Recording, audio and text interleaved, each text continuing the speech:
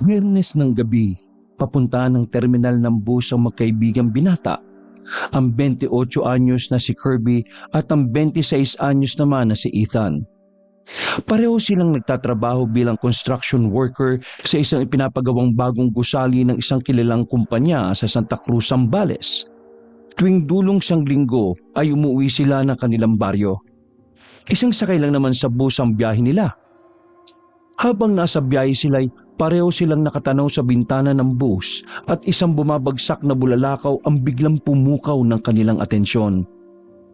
Nakita mo yun, pre? Sayang, hindi ako nakapag-wish kaagad. Ako naman nakapag-wish. Sakto naman kasing nagwi-wish ako, kaya yun, nakatsyempo. Lo, ang swerte mo naman, pre. Sana ako din. Ano palang hiniling mo? Secret. Secret lang muna, pre. Baka kasi hindi matupad kapag sinabi ko kaagad. Ay, ang daya.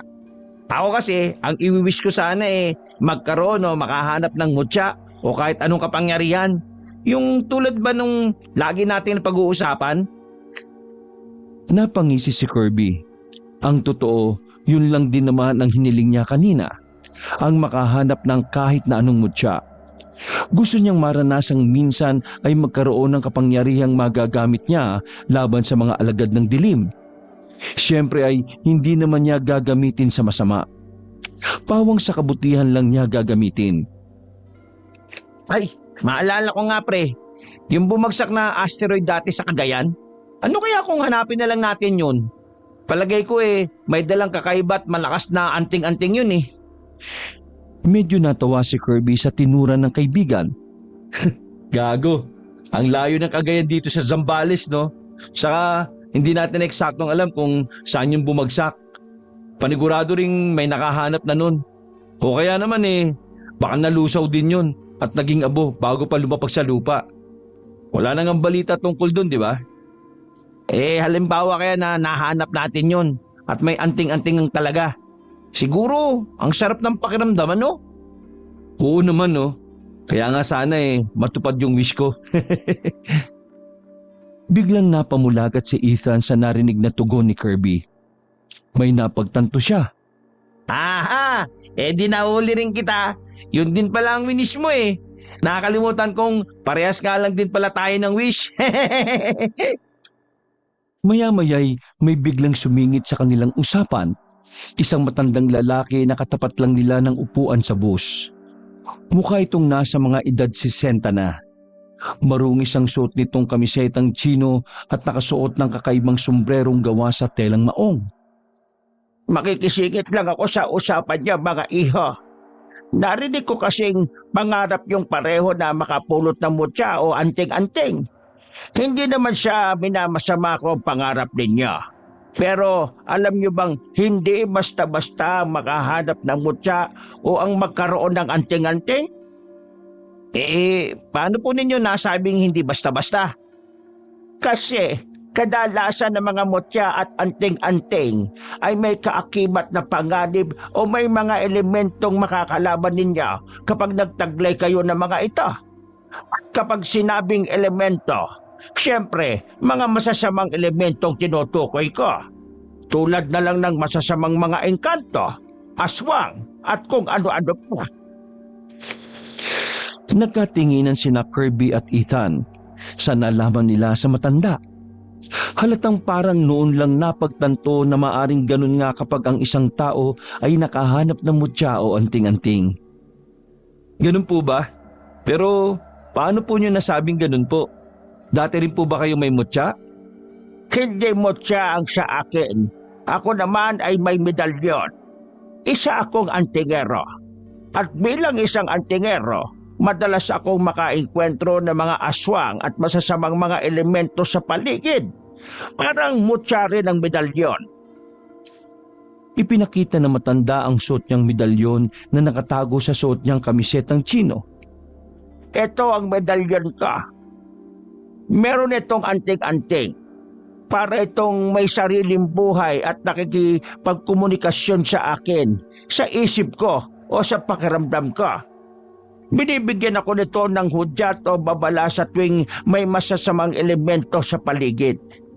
Kung hindi umiilaw ng bahagya, bumibigat naman sa pakiramdam. Iba-iba ang hudyat nito at iba-iba rin ang pakahulugan. Wow, parang ang ganda po magkaroon yan ah. Pwede ho bang mahipo yung medalyon ninyo? Saka, ano nga ho nga pala yung pangalan ninyo? Pumayag naman ang matanda na hipuin at inspeksyonin ni Kirby ang suot nitong medalyon. Pero pagdating kay Ethan ay hindi ito pumayag. Nako iho, ikaw hindi mo ito pwedeng hipuin. Nagtaka at parang napahiya naman si Ethan sa naging biglang pagbabawal na iyon na matanda. Hindi niya yun inaasahan. Oh, bakit naman hindi ko pwedeng hawakan? Bakit si Kirby po nahawakan naman niya? Para naman pong mas marumi ako kaysa sa kaibigan kong ito. Samantalang parehas lang naman po kaming amoy construction worker. Siya nga pala mga iho. Teban nga pala ang pangalan ko. Kayo, anong mga pangalan ninyo? Ako po, Kirby ang pangalan ko, Mang Teban. Siya naman po si Ethan. Ethan, hindi naman sa namimili ang medalyon ko. May negatibong puwersa kasing nadedetekta ang medalyon ko sa iyo. Hindi kasi ito pwedeng makasagap ng negatibong puwersa. Ito kasing si Kirby pulos positibo lang ang puwersa o enerhiyang nasa kanya. Halos pareho lang kami ng enerhiya. Napatango naman si Ethan at naibsan ang nagsisimula na sanang hininakit kay Mang Teban. Kaya naman ay nakontento na lang siyang pagmasdan ng medalyon na matanda. Ganun po pala. Maselan din po pala yung mga medalyon po, no? Lalo na itong isang to. Ibig sabihin po ba hindi pwedeng makahanap ng mutya, anting-anting o ng medalyon ng isang tao na napupuno ng negatibong enerhiya o puwersa? Si Mang Teba naman ang napatango-tango na matapos masiyasat ni na Kirby at Ethan ang medalyon nito. At itinago na nito muli yun sa loob ng suot nitong kamisetang chino. Oo, iha. Kaya kung gusto mong makahanap ka ng kahit na anong mga nabanggit mo, kailangan mo munang alisin sa loob mo ang mga negatibong enerhiya. Nilalayuan kasi ng mga mutya, anting-anting o medalyon ang mga negatibong enerhiya. Ganun po pala. Kaya ikaw pre, Ethan, sikapin mong positibong enerhiya lang ang ipasok mo sa pagkatao mo ha. Ang mga negatibong enerhiya alisin mo na. Mang Teban, ano ba yung negatibong enerhiya na nadedetekta ninyo sa akin? Sandaling natigilan si Mang Teban. Tinitimbang nito kung paano sasagutin ang tanong ni Ethan. Hindi ko alam, iho. Nadedetekta lang ito ng medalyon ko pero hindi nito espesipikong natutukoy. Ikaw ang nakakaalam kung ano ang enerhiyang ito at nasa iyo kung paano mo ito kokontrolin at aalisin sa sistema mo. Okay po. Akala ko po kasi natutukoy nyo talaga kung ano yung negatibong nadetektan nyo sa akin. Mabuti naman po pala at hindi nyo natutukoy. Pamaya-maya'y biglang lumingon-lingon si Mang Teban sa labas ng bus. Napansin naman ni na Kirby at Ethan na nasa tapat na pala sila ng kanilang baryo na dapat sana ay bababaan na nila. At nagulat na lang sila nang biglang pumara si Mang Teban. Paano baga iha? Dito na pala ako bababa. Mauna na ako sa inyo. Pero nagulat din si Mang Teban nang pagbaba nito'y bumaba na rin si na Kirby at Ethan. Bakit nagsibaba rin kayo? Huwag niyong sabihin taga rito rin kayo sa barangay na ito. Sa taga rito ho kami, Mang Teban. Nagulat nga ho kami nang dito rin kayo pumara at bumaba Hindi ho kaya sa kabilang baryo pa sana kayo bababa? Ganun ba? Dito talaga ako bababa sa baryong ito. Ewan ko ba't biglang naisipan kong dalawin ang mga kamag-anak ko rito. Sigurado udyok na naman ito nitong suot kong medalyon. May kung ano siguro dito sa baryong ito. Nagkatinginan sina Kirby at Ethan. Masasamang elemento ho ba? Naku, malayo naman ho yatang may maligaw na mga elemento dito sa amin, Mang Teban. Oo nga ho't wala ho kaming kilalang mga antingero rito na tulad ninyo. Pero hindi naman po kailangan ng antingero rito eh. Karamihan naman po sa mga tao rito sa amin may mga takot sa Diyos. Ay naka, huwag tayo magpakampante sa sinasabi niyong mga makadiyos na yan ika nyo ng mga tao rito. Pa, karamihan ngayon ng mga makadiyos ko no ay sila pa pala ang may maitim na sikretong itinatago. Isa pa, marami rin ng pakitang tao at makadiyos lang at mababaw lang ang mga pananampalataya. Ang mga masasamang mga elemento ay hindi takot sa mga ganon. Ang totoo ay mas target pa nga nila ang mga ganong tao. Kung sa bagay nga po. Kung ganun po pala, ay kailangan namin maging maingat ngayon at maging mapagmasid sa paligid ng baryo namin. Tama yan iha. Huwag kayong pakampante. Lalo't iba na ngayon ng mga masasamang elemento. Madalas hindi natin mahulaan kung paano sila umaatake. Maya-maya ay biglang may dumating na lalaki at lumapit kay Mang Teban. Siya mga iha. Heto na pala yung sundo kong kamag-anak ko eh. Siya ang maghahatid sa akin sa Purok 7. Paano? Magkita na lang ulit tayo sa susunod na. Sige po Mang Teban. Kami naman sa Purok 3 lang. Paano? Mag-ingat po kayo. Pagkaalis ni Mang Teban at ng sundo nito ay lumiko naman sina Kirby at Ethan sa kanto papunta naman sa kanilang purok. Habang dumadaan sila ay bigla naman nagpatay sindi ang ilaw sa poste sa isang banda at sa di kalayuan. Sa ilalim naman nito ay namataan naman nila ang isang pamilyang madalas ay palaboy-laboy lang sa kanilang baryo. Makakasalubong na naman nila ang mga ito. Medyo nakakatakot ang itsura ng pamilyang ito na binubuo ng isang tatay at nanay na mga nasa edad 40 hanggang 45 at isang anak na bata na mga nasa edad 12 naman. Paanong hindi mukha sila mga taong grasa? May malalalim na mga mata at ang paraan ng paglalakad nito ay medyo kakaiba. Yung parabang medyo mabigat ang kanilang mga paa. Kada poste ng ilaw sa gilid ng daan ay madadaanan ng pamilyang ito ay nagpapatay-patay sindi. Medyo kabado nga sina Kirby at Ethan sa tuwing makakasalubong nila ang pamilyang ito sa gabi. Kaya naman alerto silang nakatitig sa mga ito. Yun nga lang ay pabanta rin silang binabalikan ng titig ng ama ng pamilya. Kapag ganito na'y binabawi nila ang kanilang titig at nagkukunwaring tuloy-tuloy lang sa paglalakad. Pero ang totoo'y nakatuon pa rin sa mga ito ang kanilang radar. Minsan kasi ay hinabol talaga sila ng ama ng pamilyang ito at todo hingal sila dahil napakabilis pala nito kung tumakbo. May daladala rin itong itak na nakasukbit sa may bewang nito. Maya-maya nga'y nang tangkaing lingunin ulit ni Kirby ang pamilyang yon ay makaraang malagpasan nila ng konti ay bigla na naman silang hinabol ng ama ng pamilya. Habang tumatakbo'y tinangka nitong hugutin ng sukbit na itak. Ang asawa naman nito ay humabol din. Ngunit tinangkang pigilan ng asawa. Maripas ng takbo ang magkaibigan. Ngunit kumpara sa mag-asawa ay di hamak na mas mabilis sa mga ito. At maaabutan na sana ng ama ng pamilya sina Kirby at Ethan. Mabuti na lang at biglang napatid ang lalaki kung kaya nakadistansya ulit sila. Ngunit naabutan pa rin sila ng asawa ng lalaki. Ang pangalan ng babaeng asawa ay Hera. Ang lalaki naman ay Nardo. At ang anak naman nila ay si Reynard.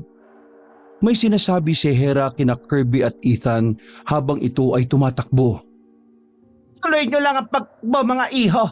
Basta sa tuwing makakasalubong nyo kami, ay huwag nyo lang kaming pansinin para hindi mairita ang asawa ko.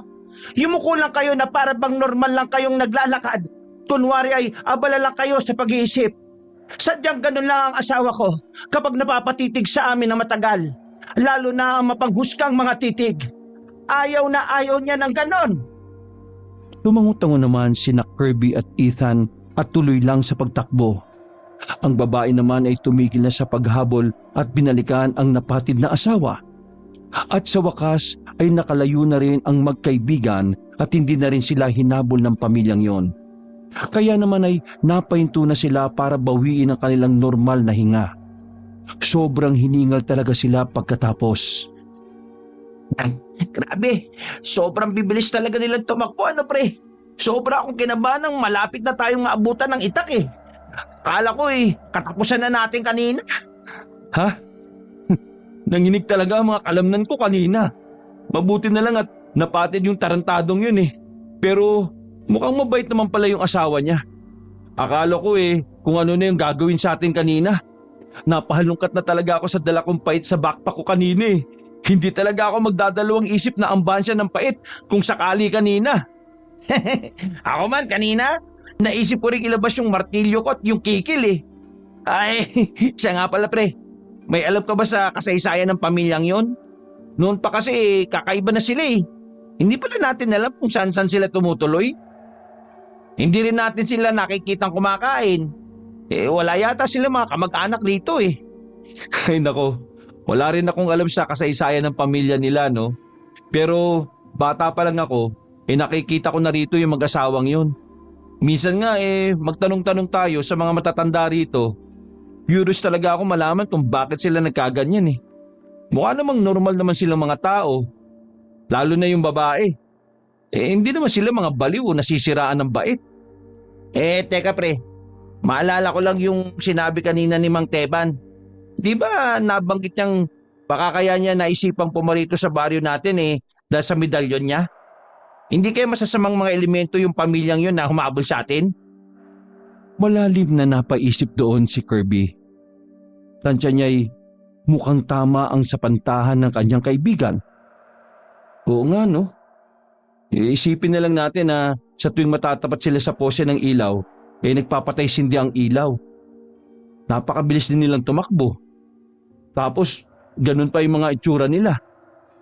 Baka nga mga engkanto o masasamang elemento sila ng dilim. Nang biglang magpapatay-patay sindi ang ilaw ng katapat nilang poste, ay natatarantang biglang napatakbong muli sina Kirby at Ethan. Anak ko, nasa paligid na naman natin sila, Kirby. Pagkaliko nila sa kantong mismong purok na nila, hindi pa sila gaanong nakakapasok nang bigla na lang mahapatid si Kirby ng kung anong makinang na bagay sa di pa simentadong daan. Malakas siyang napaaray kaya natawag ang pansin ni Ethan.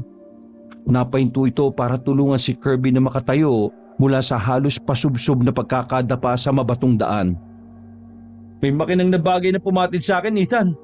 Tingnan mo nga sa banda ron. Baka kung ano na yon.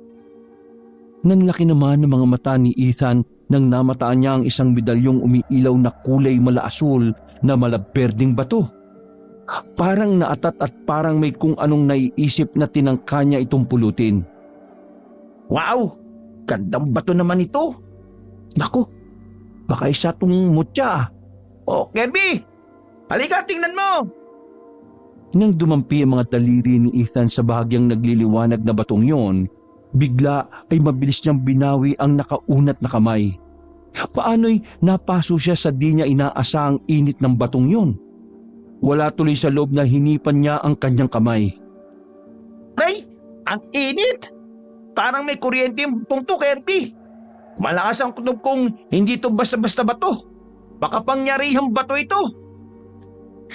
Napapangangang umayos ng tayo si Kirby at kuryosong nilapitan ng umiilaw na bato. Habang tinitingnan niya ito'y para bang may puwersang nagsisimulang hatakin siyang pulutin ito. Pinipigilan niya ang kanyang mga kamay dahil sa takot na baka mapaso lang din siya tulad ng nangyari kay Ethan. Ngunit para naman biglang nagkukusa ang kanyang kanang kamay. Kaya naman naisip ni Kirby na bahala na. Mapaso na kung mapapaso. At sa wakas ay dinampot ni Kirby ang umiilaw at mahiwagang bato. Sa pagkamangha niya at ni Ethan ay hindi siya napasok. Sa halip ay naramdaman niya ang kakaibang lamig nito sa kanyang kamay na parabang napakasarap naman sa pakiramdam habang nanunuot ang lamig nito sa kanyang balat. Wow! Bakit hindi ka man lang napasok, Kirby? Wala ka bang nararamdaman? Hindi umimik si Kirby. Sa halip ay nakatitig lang siya sa makinang na bato. Parang hinihipnotismo siya nito at parang nakikipagtalastasan nito sa kanya.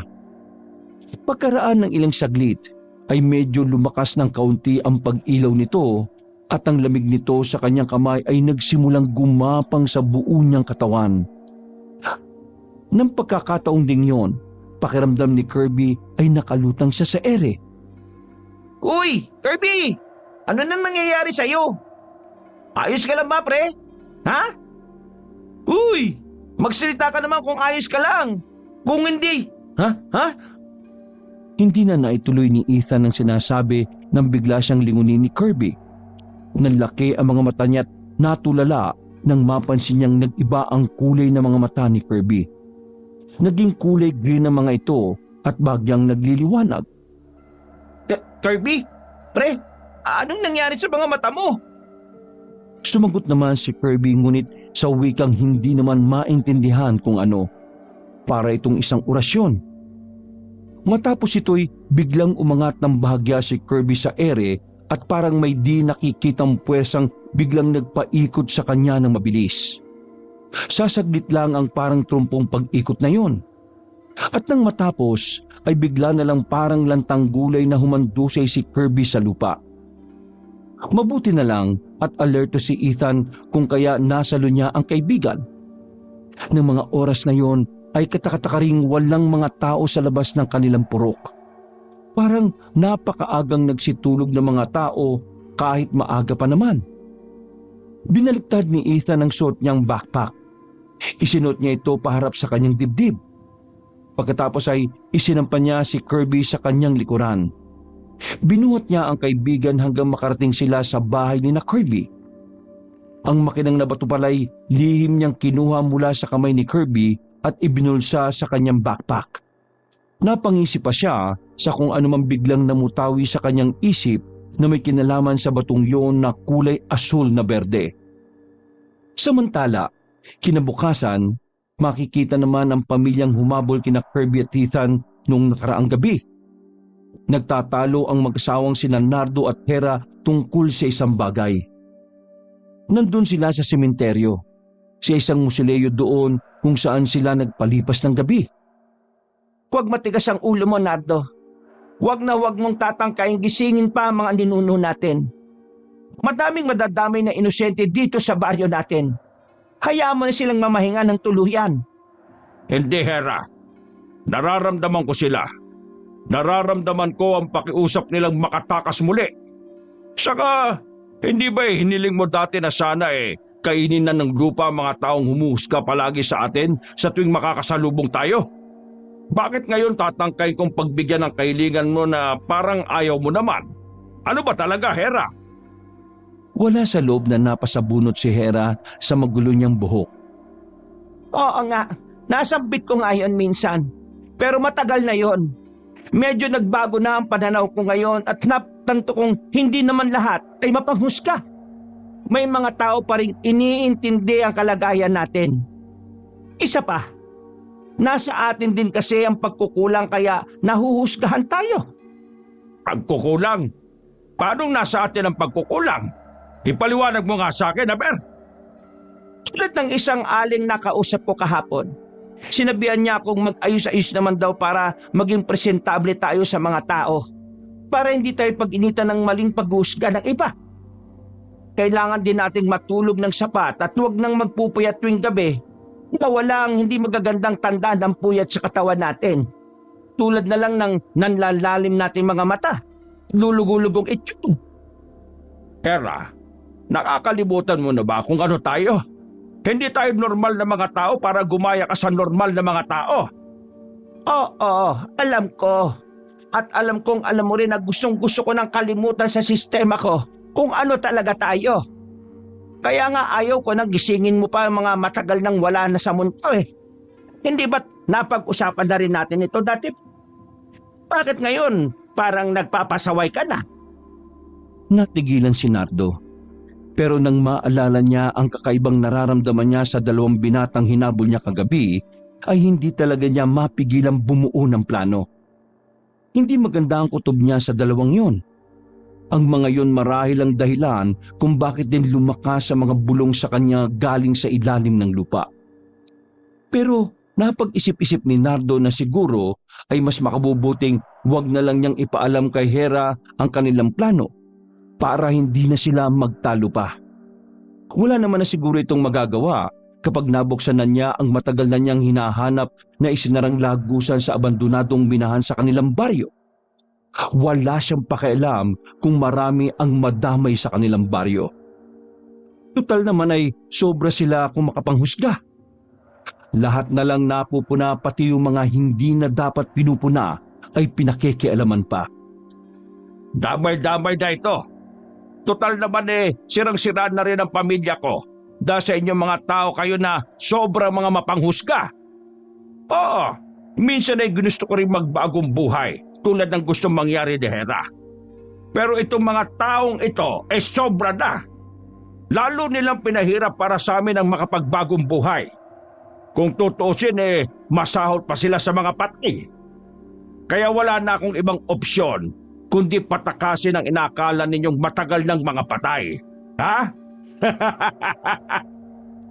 Ito ang minsang mga salita ni Nardo sa kanyang sarili lamang. Magiganti siya sa mga tao. Matapos ang sagutan nila ni Hera ay tahimik na lang na tumalikod si Nardo at umalis sa sementeryo. Iniwan ang kanyang mag-ina. Nardo, saan nga pupunta? Nardo! Nardo! Hey, bumalik ka nga rito! Ngunit dire-diretso lang na umalis si Nardo nang hindi lumilingon. Bastang nakayuko lang siya at malalim ang iniisip. May pagbabanta sa kanyang mga mata habang maigpit na hawak-hawak ang kaluban ng sukbit niyang itak sa bewang. Nag-aalalang kapwa sinulyapan ni Hera ang anak niyang si Renard at si Nardo. Palipat-lipat, maya-maya'y kinausap niya ang anak. Renard, anak, naalala mo yung ikinuwento ko sa iyo dati? Hindi po, inay.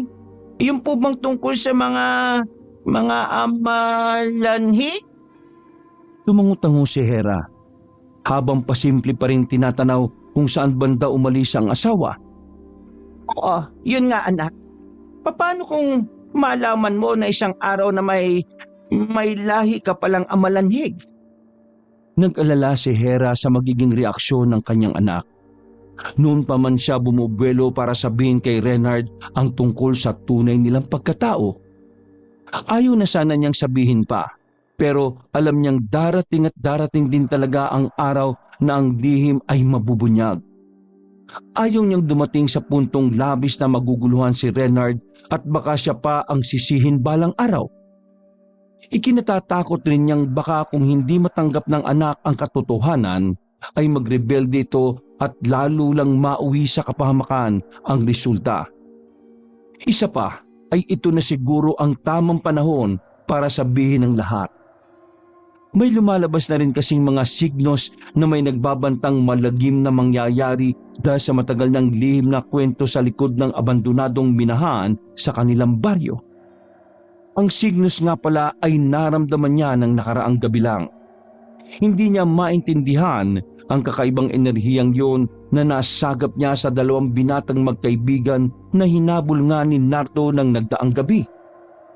Ang isa pang signos naman ay naramdaman niya kani-kanina lang nang magtalo sila ni Nardo. Wala siyang tiwala kay Nardo at ayaw niyang pati ang kanyang anak ay idamay nito kung anumang lihim nitong pinaplano. Matagal na niyang alam na may lihim itong pinaplano. Sa tagal na niyang kasama ito ay kabisado na niya kung paano ito mag-isip. Kaya naman ay tinututukan niya ngayon si Renard. Nabalik ang malalim na pag-iisip ni Hera nang marinig niyang biglang tumawa si Renard. Matagal ko na pong alam, inay, na may lahing amalanhig tayo. Nung una po ay hindi ko matanggap pero bandang uli po, napag-isip-isip ko na kahit ano pa man ang gawin ko ay hindi pa rin mayaalis ang totoong lahi natin. Wala naman po akong magagawa dahil nasa dugo na po natin yun. Bagyang nagulat doon si Hera. Hindi niya inaasahan ang naging sagot ni Renard. Kailan pa, anak? Kailan mo pa nalaman ang totoo? Noon pa po. Madalas ko po kasi kayong liim na minamanmanan ni Itay eh. Madalas po kasi kayong patagong mag-usap. Naririnig ko sa mga usapan nyo ang tungkol sa ating totoong katauhan. Pilit nyo itong tinatago sa akin. Bahagyang napayuko si Hera. Medyo nahihiya sa kanyang anak. Pasensya ka na anak. Ayaw ko man sanang ipasa sa iyo ang pagiging amalanhig, ay wala rin naman akong magawa. Gusto ko kasing mabuhay ng normal tayo na parang mga tao. Ang gusto ko nga sanang mangyari ay ang wag nang ipaalam sa iyo para hindi mo na maisip at nang wala nang gumugulo sa isipan mo. Pero napagtanto ko na dapat mo pa rin malaman para malaya ka makapamili kung mas gugustuhin mo pa bang maging amalanhig o ang magbuhay isang normal na tao. Hindi ka pala inay. Bakit pala amalanhig ang tawag mo sa atin? Hindi pa naman tayo namatay at nabubuhay bilang patay. Di po ba mas tamang sabihin na may dugo tayong aswang? Napakamot ng ulo doon si Hera. Ay, oo nga pala anak. Nalimutan ko. Kasi alam mo naman, matagal ko nang inalis sa sistema ko ang pagiging aswang natin. Ayaw ko na itong isipin pa para kusaan na rin mamatay sa akin. Saka alam ko rin po, di po ba magiging aswang lang tayo kapag naipasa sa atin yung itim na bato galing sa mga kaanak nating aswang o amalanhig? Ibig sabihin ay hindi po tayo totoong aswang. Tama ka anak. Matanong naman kita anak. Alin ang mas pipiliin mong buhay? Ang magbuhay aswang at maging amalanhig balang araw? O ang mabuhay na tulad ng isang normal na tao? Sa tanong na yun ni Hera ay hindi na gaanong nag-isip pa si Renard. Mabilis siyang tumugon. Siyempre po, mas pipiliin ko yung huli inay. Gusto kong mabuhay na tulad ng normal na mga tao.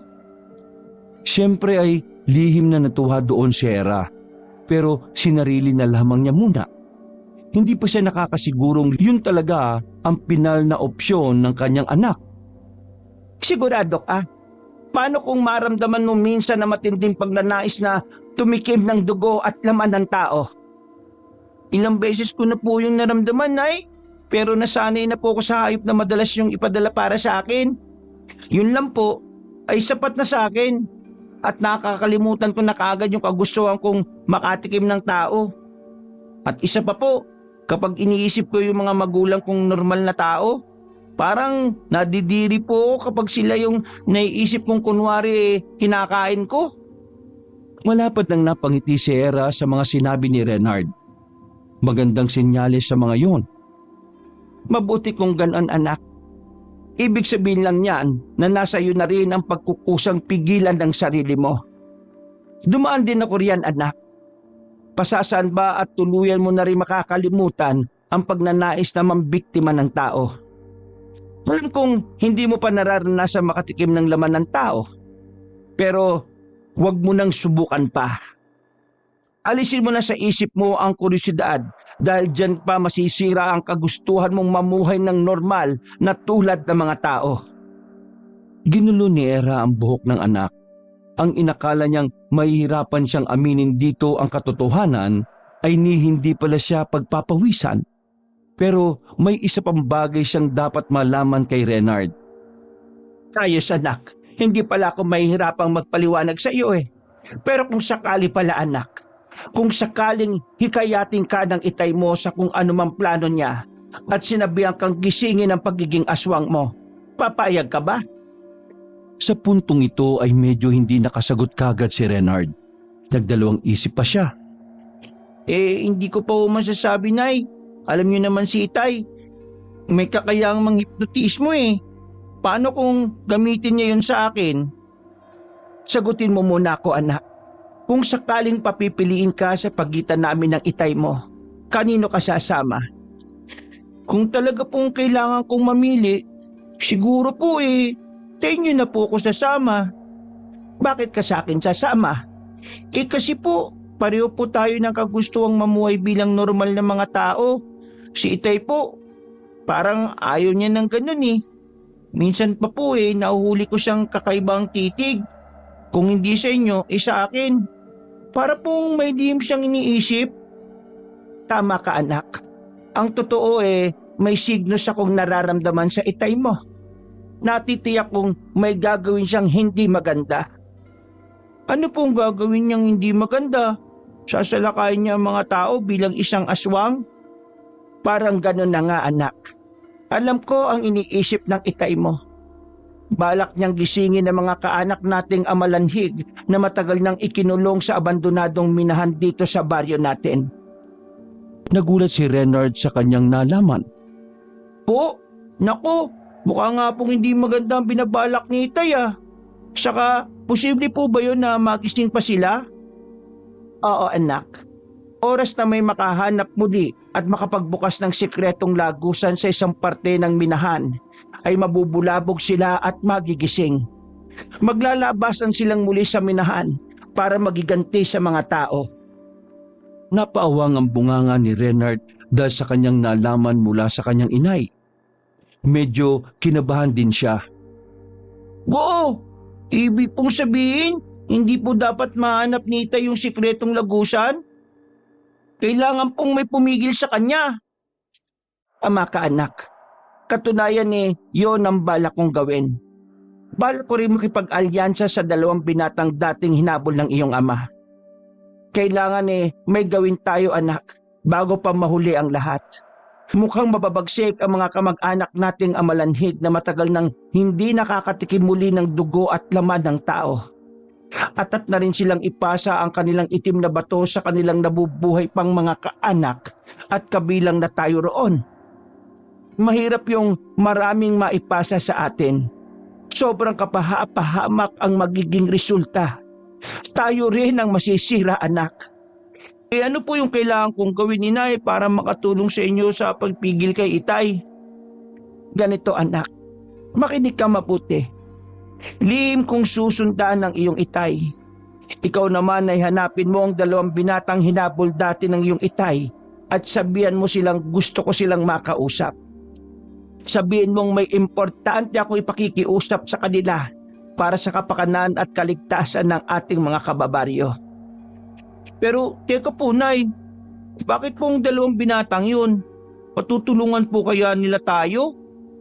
Samantalang mukhang lalampa-lampa naman po sila. Kamutikan nga po silang mahabol ng taga ni Itay nung nakaraang gabi, di ba? Hindi mo sila dapat minamaliit anak. Alam mo kasi, nararamdaman ko sa kanila ang isang signos. Naramdaman ko rin sila ang magiging kakontra ng iyong Itay. Hindi pa natin masabi kung anong puwersa meron sa kanila. Pero isa lang ang tiyak ko. Sila lang ang makakatulong sa atin na pigilan ng iyong Itay sa masama niyang balak. Ganun po ba? Kung ganun po kailangan na nga talaga natin silang makausap, inay. Sige po, hahanapin ko po sila ngayon din. At ganun nga ang ginawa ng mag-ina. Naghiwalay na sila para isagawa ang kanilang misyon sa araw na iyon.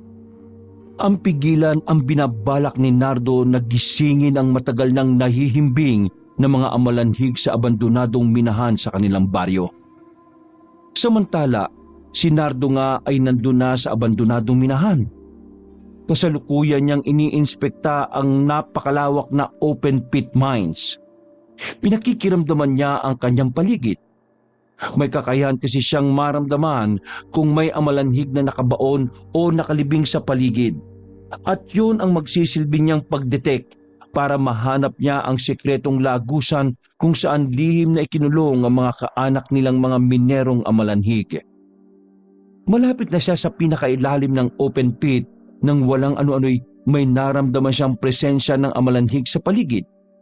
Bumalatay sa mukha ni Nardo ang kasiyahan. Umaliwalas ang kanyang muka at bahagya siyang napangisi. Aha! Mukhang makikita ko ng matagal ko nang hinahanap na sikretong lagusan Humanda kayo ngayong mga mapanghusgang mga tao kayo. Malalasap nyo rin ang matinding galit ng aking mga kalahi. Sinimulang kapakapain ni Nardo ang pader na tuyong putik at sinisikap na itulak sa pagbabakas sakaling may lihim na pinto na biglang magbubukas. Kaparito, kaparoon, Tulak dito at tulak doon ng kanyang ginawa. Hanggang sa walang ano-ano'y makarinig siya ng atungal na nagmumula sa pinakaloob ng malapad na pader na tuyong putik. Napamulagat si Nardo. Alam niya ang ibig sabihin nun. May isang amalanhig sa loob ng pader ang nagsisimula na niyang magising. Lampot siya! Nasaan ba kasi yung sikretong lagusan? Saka, bakit parang iisa lang ang nararamdaman kong amalanhig na narito? Nasaan na yung marami? Nasaan yung iba? Nanlaki ang mga mata ni Nardo nang bigla-bigla na lang nagsimulang mabitak ang pader na tuyong putik at gumuho. Walang ano-ano'y isang amalanhig nga ang lumitaw. Umaatungal at sumisingasing nitong biglang dinamba si Nardo at nanginginig na tinangkasang sagpangin sa kanyang mukha. Ngunit sa halip na sasagpangin siya'y itinapat lang pala ng amalanhig ang nakabukang bibig nito sa bibig ni Nardo. Kusa namang napabuka ang mga bibig ni Nardo. Kaya naman walang kahirap-hirap na naisalin ng amalanhig ang batong itim nito kay Nardo. Halos mapaubo-ubo si Nardo matapos siyang malunok ang batong itim ng amalanhig. Ang amalanhig naman ay bigla na lang tumingbuwang at unti-unting naging abo. Makaraan ng ilang saglit na pag-ubo-ubo ay unti-unting tumuwid ng tayo si Nardo. Nanlisik ang kanyang mga mata.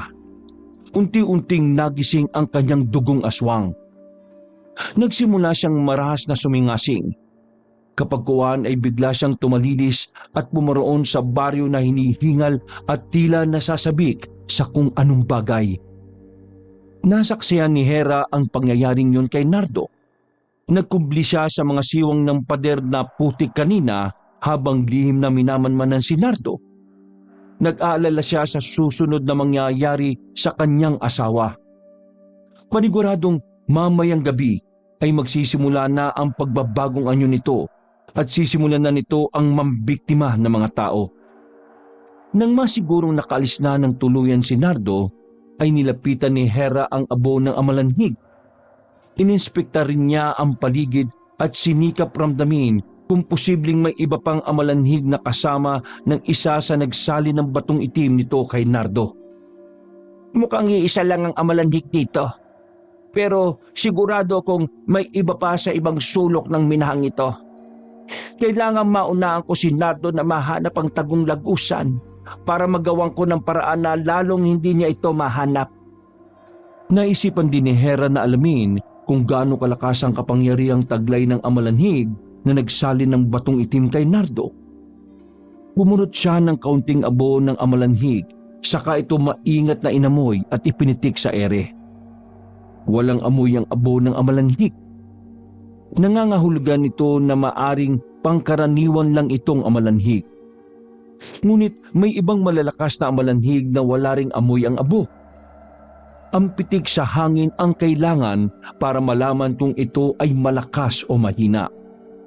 Nang mabilis na lumapag pabalik sa lupa ang ipinitik ni Hera na abo ng amalanhig sa hangin, ay doon na niya nakumpirma ang nakakabahalang tuklas. Hindi ito maaari. Malakas ang kapangyarihan ng batong itim na naisalin kay Nardo. Delikado sa kanya mga kababaryo ko. Nagmamadaling umalis si Hera sa minahang yon at nagtungo na rin siya sa kabaryuhan. Kailangan bago pa man sumikat ang dilim ay mabalaan na niya ang kanyang mga kabaryo. Kailangan na rin niyang makausap ang dalawang binata. Alam niyang hindi muna magpapakita sa mga tao si Nardo. Pero pagpatak ng dilim ay kaagad-agad siyang mambibiktima. Samantala, dahil araw naman ng Sabado ay walang ginagawa si Kirby sa kanilang bahay. Patulong-tulong lang siya sa kanyang mga magulang sa mga gawaing bahay kapag kailangan. Bandang pagkatanghalian ay nagulat na lang siya nang humahangos na puntahan siya ni Ethan. Halata sa mukha nito ang pagkalito at kakaibang kaba. O pre, bakit parang hinahabol ka na naman ng kung ano dyan?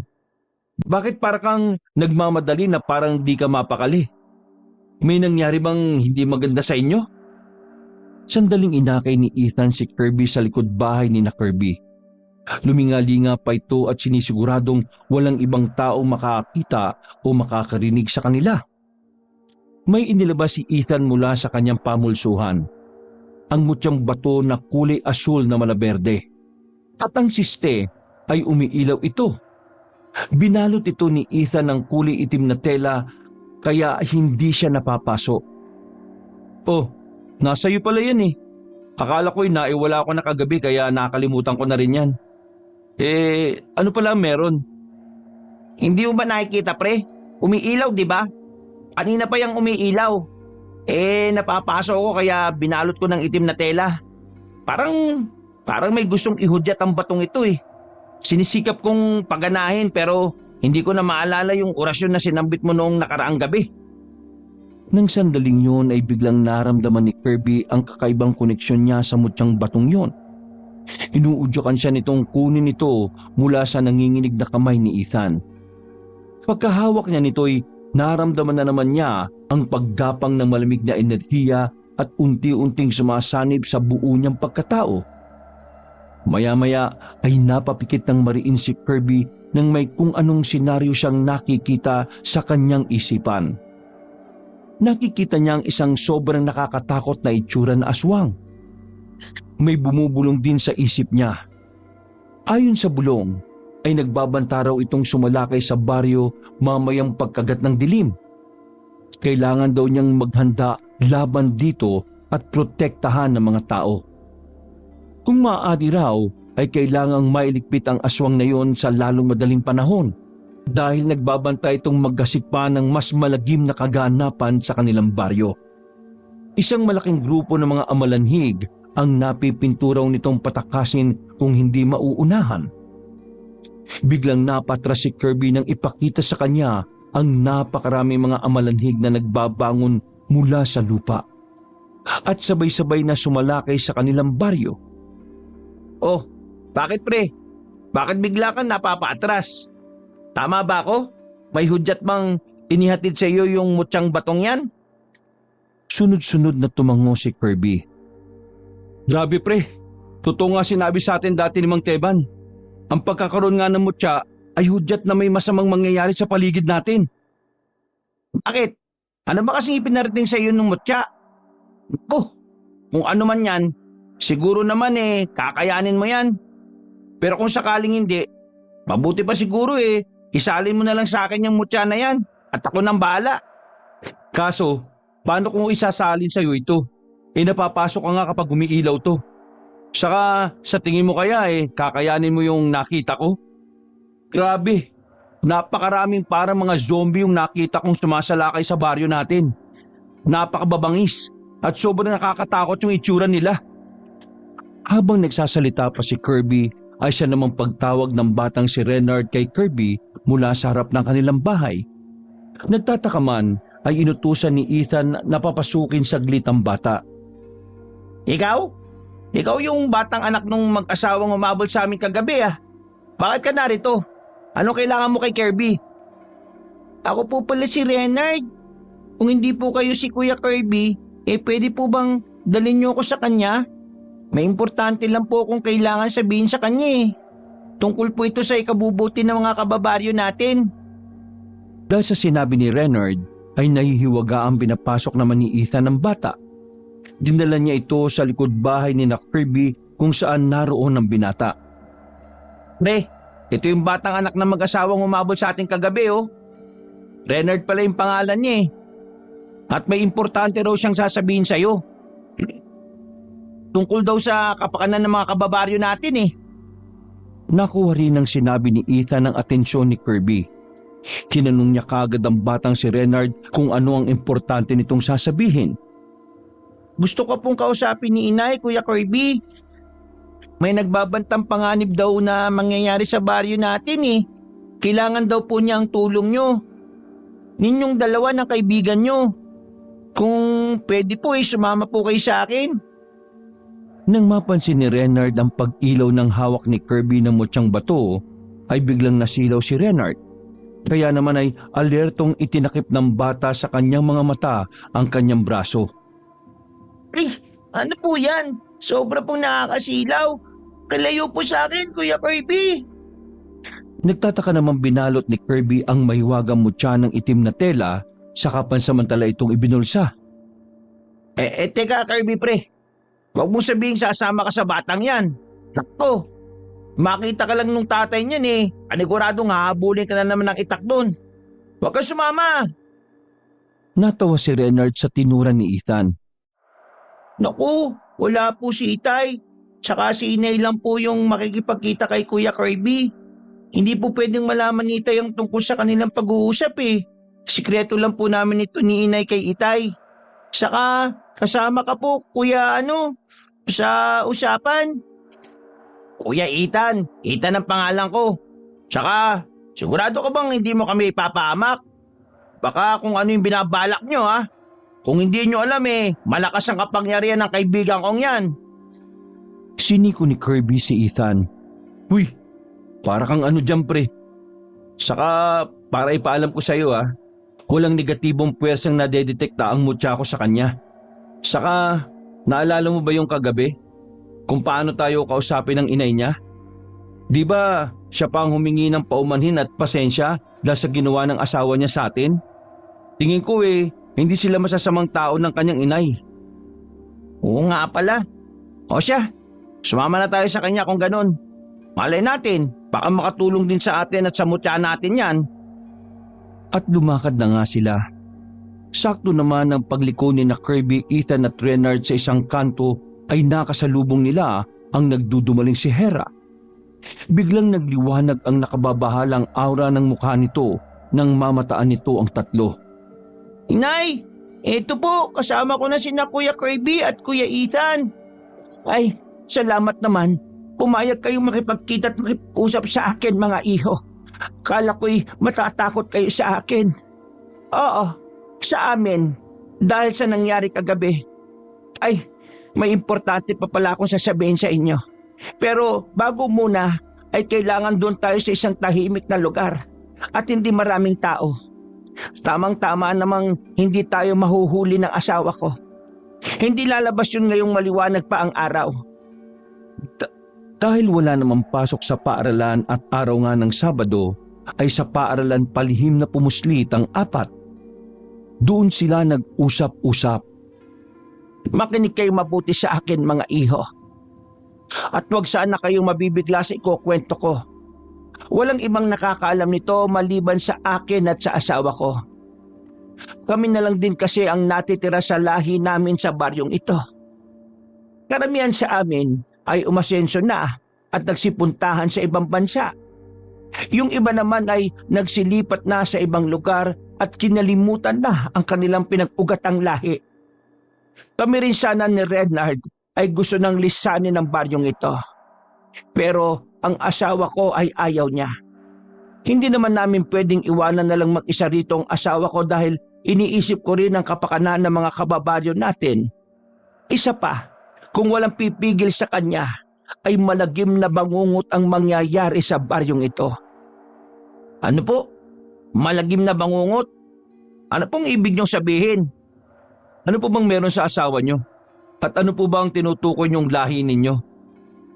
Sandaling bumuelo si Hera. Tinitigan niya sa mga mata ang dalawang binata na parabang tinatansya ang mga ito. Lilinawin ko lang muna mga iho. Ako at ang anak kong itong si Renard ay hindi masasama. Katunayan ay ayaw namin ng lahing meron kami. Matagal na naming sinasanay ang mga sarili namin na mamuhay ng tulad ng normal na mga tao. Ang problema lang talaga sa amin ay ang asawa kong si Nardo. Hindi siya katulad namin. Sinisikap naman naming akayin siya sa pagbabagong buhay at mamuhay ng tulad namin. Pero nasa kanya pa rin ang pasya kung magpapasakop pa siya sa liwanag o mananatili siya sa dilim. Ano ba yung lahi nyo kung hindi po kayo normal na mga tao? Engkanto po ba kayo? Laman lupa? Elemento? Hindi kami engkanto o laman lupa o elemento. Eto, sasabihin ko na sa inyo. Kami ay mga aswang na amalanhig. Pareho siyempreng nagulat sina Kirby at Ethan. Si Ethan ay halos mapatayo pa mula sa kanyang pagkakaupo sa isang malaking bato. Medyo napatras din siya palayo kina Hera at Renard. Amalanhik? Parang kalokohan naman po yata yan. Paano pong nagkaroon ng amalanhik dito sa baryo natin? Heto nga, ikukwento ko sa inyo kung paano nagkaroon ng amalanhik dito sa baryo natin. Walang nakakaalam nito liban nga sa aming pamilya. Sikretong kwento ito tungkol sa abandonadong minahan dito sa atin. Mga taong 1951 ito nangyari. Karamihan sa mga nagtatrabaho dati sa minahan ay mga kalahi namin na nanggaling pa ng Visayas. Ngunit sinalakay sila ng mga gerilyang Huk. Sinunog pa nga nila at pinatay ang iba naming kalahi na sakay ng isa sa 2 bus at inilibing sila kung saang tagong parte ng minahan para hindi mabalita sa media. Nakalimutan nila yung isang bus at yun lang ang nalaman ng media. Sinamantala nila ang pinaglibangan sa mga kalahi namin. Siniguro nilang hindi to basta-basta. Madidiskubre at mapagpapasyahan ngayon ay wala pa rin nakakaalam kung saang banda. Biglang naalala ni Kirby na may nabasa pala siya minsan tungkol sa mga amalanhig. Sandali po. Maalala ko lang po yung nabasa ko dati sa isang libro tungkol sa mga amalanhig. Hindi po ba ang mga amalanhig mga namatay na mga aswang na hindi naisalin ng kanilang batong itim sa kanilang kaanak? At patuloy silang babangon at magiging patay na buhay at mambibiktima ng mga tao? Hanggat hindi nila naisasalin ng kanilang batong itim, tama po ba? Tama ka, iho. Ganoong-ganon nga. Delikado kapag nakalabas ulit sila sa kanilang libangan. Lalo na at kay tagal na panahon na nilang hindi nakakatikim ng dugo at laman ng tao. Totoo ba talaga yan? Saka, ang tagal na po ng panahong lumipas Paano mabubuhay pa ang mga amalanhig na kay tagal nang nailibing? Iba ang lahi namin, iho. Hindi kami basta-bastang amalanhig lang. Kami ang mga aswang na amalanhig na magigising pa rin kahit matagal na panahon nang nalibing. Lalo na kapag nabigyan ng pagkakataon, kaamoy ang kahit abo na lang namin ng amoy ng tao o kalahi namin na nabubuhay. Tandaan nyo, hindi kami ordinaryong amalanhig. Aswang na amalanhig kami. Nagkatinginan sina Kirby at Ethan. Hindi nila akalain na may ganoong uri pala ng amalanhig. Siya nga po pala.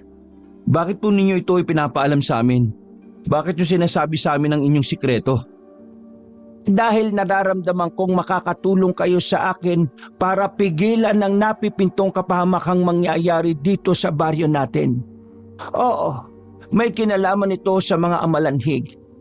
Nangyari kasing sinisikap ng asawa ko na hanapin ang lihim na lagusan ng libingan ng mga kaanak naming mga amalanhig na nalibing sa abandonadong minahan. Kanina lang ay sinundan ko siya sa minahan. At alam niyo ba kung ano ang natuklasan kong nangyari? Nagkatinginan muli sina Kirby at Ethan. Medyo nagsisimula na rin silang kabahan dahil sa paraan ng pagsasalita ni Hera na seryosong-seryoso. Ano nangyari? May isang amalanhig siyang nagising. Lumabas mula sa pader na putik at kaagad-agad ay sinalinan siya ng batong itim nito. Alam niyo ba kung ano ang ibig sabihin kapag nasalinan ka ng batong itim ng isang amalanhig na matagal nang nakalibing? Pagsapit ng dilim ay magiging isa siyang sobrang bangis at sobrang gutom na aswang. Nanlaki ang mga mata ni Kirby at Ethan sa sinabi ni Hera. Pati si Renard ay ganoon din. Napalunok din ng kanilang mga laway sina Kirby at Ethan. Kung ganoon po delikado nga mga kababaryo natin pagsapit ng takip silim. Pero nasan po yung inyong asawa? Paano po natin siya mapipigilan? Grabe, parang gusto kong kilabutan Kirby. Mukhang heto na nga.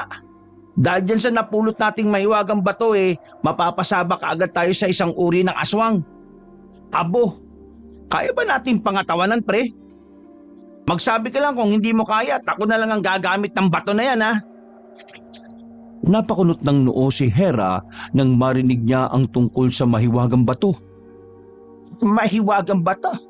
May napulot kayong mahiwagang bato? Opo may napulot nga ho kami. Isang makinang na bato na kulay asul na malaberde.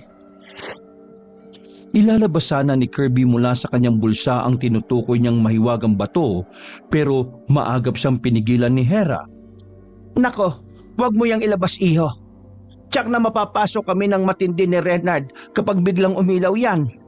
Alam mo kung anong klaseng bato yan? Yan ang mutsyang bato. Tamang tama, kailangan natin yan laban sa asawa ko. Ang kaso alam na ba ninyong paganahin yan? Naku, kakatuklas lang po namin itong nagdaang gabi. Hindi pa ho namin to gaanong kabisado Pero nararamdaman ko naman pong aakayin niyo ako dito sa dapat gawin kapag napaharap na sa mahirap na sitwasyon. Medyo natigilan saglit si Hera. Nag-isip-isip. Nang may biglang maisip at muli niyang binalingan si Kirby. Alam ko na. Para mas mapadali at mapalakas pa ang paggamit nyo ng mutsyang batong yan, kailangan natin ng tulong ng isang antingero. May kilala ba kayong antingero? Siyempre ay naisip kagad ni na Kirby at Ethan si Mang Teban. Sa kabilang banda, si Mang Teban naman ay nagawi rin sa abandonadong minahan. Mag-isa lang niyang pumaroon para sana pagmasdan at hangaan lang ang naitatagong kakaibang ganda ng abandonadong minahan. Hanggang sa nagawi rin siya sa bandang may parang gumuhong pader ng tuyong putik o lupa. Ang banda mismo kung saan may amalanhig na napalabas si Nardo. Biglang namigat ang suot na medalyon ni Mang Teban nang matapakan niya ang abo ng amalanhig sa lupa. Kaya naman ay agad siyang napakapa sa kanyang medalyon at marihing napapikit dahil sa kung anong hudyat na ipinararating nito sa kanya. Ay Diyos ko, may mga amalanhig na nalibig sa minahang ito. Paano may napadpad na mga amalanhig dito? Ang akala ko sa Visayas lang may mga amalanhig. Biglang kinabahan si Mang Teban nang walang ano-ano'y parang nakaramdam siya ng mahinang pagyanig ng lupa sa kanilang paligid. Kasunod nito'y parang nakarinig siya ng parang mahinang dagundong na nanggagaling sa ilalim ng lupa na kanyang kinatatayuan. Maya-maya'y napansin niyang bahagyang umilaw ang kanyang medalyon. Senyales na may napipintong mangyayaring kapahamakan dahil sa mga amalanhig na nakalibing sa abandonadong minahan. Hindi maganda ito. Delikado ang buong baryo kapag nakalabas sa mga amalanhig dito. Unti-unti na silang nagigising dahil sa mukhang may isang amalanhig na nakapagsalin na ng kanyang itim na bato. Kailangan may gawin ako sa lalong madaling panahon. Naisip bigla ni Mang Teban ang dalawang binatang nakausap niya nang nagdaang gabi. Kailangan niya makatulong ang dalawang yon sapagkat nararamdaman niya na may bagong kung anong puwersang umihila sa kanya mula sa dalawang yon. Ang totoo'y mas malakas ang puwersang ito ngayon lang. Talagang hinihila siyang paroonan kaagad sila. Pagkaalis ni Mang Teban sa minahan, makaraan lang ang ilang minuto ay muli nang bumalik doon si Nardo. Hindi tumapakali at pabulong-bulong sa sarili. Ang oras din ay mga lagpas na ng 3:00 ng hapon. Alam bang nararamdaman ko ngayon sa minahang ito? Mukhang may pumaritong isang antingero. Nararamdaman ko ang kaunting puwersa mula sa kanya. Hindi pwedeng maunahan ako ng kung sino mang yon na mahanap ang tagong lagusan ng libingan ng mga kalahi ko rito. Kailangang mahanap ko na yon ngayon din. Isa pa, nararamdaman ko ring atat na talagang magising ang mga kalahi ko. Nararamdaman ko ang parang kumukulo nilang puwersa. Maya-maya'y biglang napakapa si Nardo sa kanyang dibdib. Napapakunot ang noong nakiramdam siya. Pagkuway, biglang namilog na ng laki ang kanyang mga mata.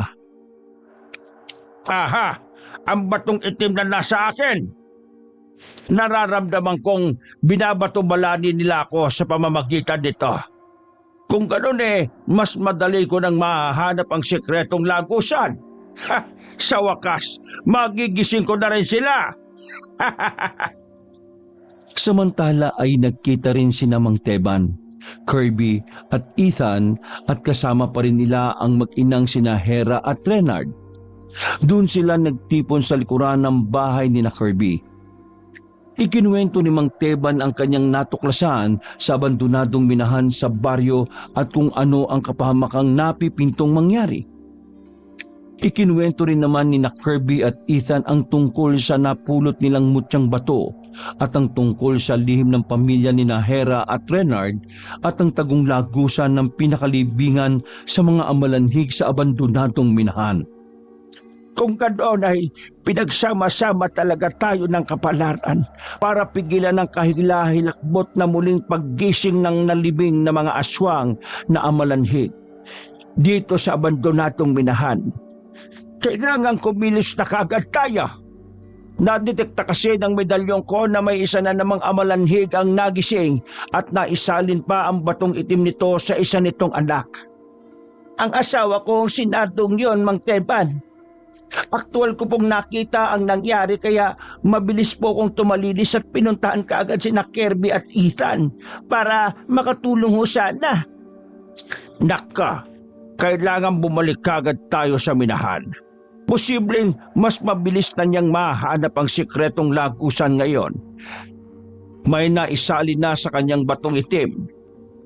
Magsisilbing parang magnet at kupas ang batong itim na yon na magtuturo sa eksaktong lugar ng libingan. Naku po, mapapalaman tayo kay Nardo nito. Ganitong nagising na ang pagiging aswang niya ay tiyak na doble-doble ang bagsik ng mga kakayahan niyang pang-aswang. Alam niyo naman, matagal nang uhaw sa dugot laman ang batong itim na naisalin sa kanya. Sandaling natigilan si Mang Teban at matamang nag-isip. Pagkaraan ay hinarap niya sina Kirby at Ethan. Kirby, Ethan, sino sa inyo ang talagang nakapulot ng mutyang bato? Ako po, Mang Teban. Bakit po? Nararamdaman mo na bang minsan ay pumasok sa katawan mo ang kung anumang puwersang meron ito? At may orasyon na bang kusang gumana sa utak mo? Opo, Mang Teban. Naramdaman ko na minsan ang pagpasok ng malamig na enerhiya ng mutya ng bato sa buong katawan ko. Nasambit ko na rin po ng kusa ang orasyong tinutukoy nito. Nasa wikang Latin po ito. Nagtataka nga po ko kung bakit ngayon sa ulado ko pa rin po yung bagong orasyon. Buti kung ganon. Ibig sabihin ay handa na ang mutyang bato na malayang magtalasta sa isa't isa sa mahahalagang mga pagkakataon. Tulad ngayon, wala ka bang hudyat na natanggap mula sa mutyang bato? Pinakiramdaman naman ni Kirby ang kanyang sarili. Nagtataka pa siya kung bakit parang hindi yata niya nararamdaman ang presensya ng mutya ng bato sa katawan. Kaya naman ay bigla siyang napakapa sa kanyang bulsa kung saan niya ay tinatago ang mutyang bato na nakapalubot sa itim na tela. Eto, Kirby, pasensya na. Natukso na naman akong kunin to mula sa iyo . Wala lang. Pakiramdam ko lang na dapat dalawa tayong nakikinabang sa mahiwagang batong ito. Dalawa naman tayo nakakita nito, di ba? Napailing-iling si Mang Teban sa ginawa ni Ethan. Matiim pa nga niyang tinitigan ng binata at parang binasa ang pagkatao nito. Hindi mo dapat kinuha sa kanya ang mutyang batong ito, iho. Hindi pwedeng maging dalawa ang Panginoon ng isang mutya. Ito rin ang likas na pumipili ng taong kailangang magmay-ari sa kanya. Kung hindi naman ikaw ang unang nakakita nito, ibig sabihin ay hindi ito gagana sa iyo kahit ano pa ang gawin mo. Hindi mo rin basta-basta maangkin ang isang mutyang bato na hindi sa iyo. May proseso yan. Medyo napahiya roon si Ethan. Kaya naman ay paulit-ulit na lang siyang napapakamot ng ulo. Matapos namang mapa sa kamay ni Kirby ang mutyang bato, ay kaagad-agad na umilaw ito. Tumagos pa nga sa nakabalot nitong itim na tela. Napapatingin kay Mang Teban si Kirby dahil sa pagkamangha. Dali na, Kirby. Hudyat yan na may napaka-importanting hudyat niyang gustong iparating. Tuluyang inilantad ni Kirby ang mutyang bato. Halos lahat sila ay nasilaw ng sumaboy ang liwanag nito, lalo na sina Hera at Renard. Agad nga silang napalayo kay Kirby dahil nakaramdam sila ng pagkapaso. Agad-agad ay lumukob sa pagkatao ni Kirby ang malamig na enerhiya ng mutyang bato.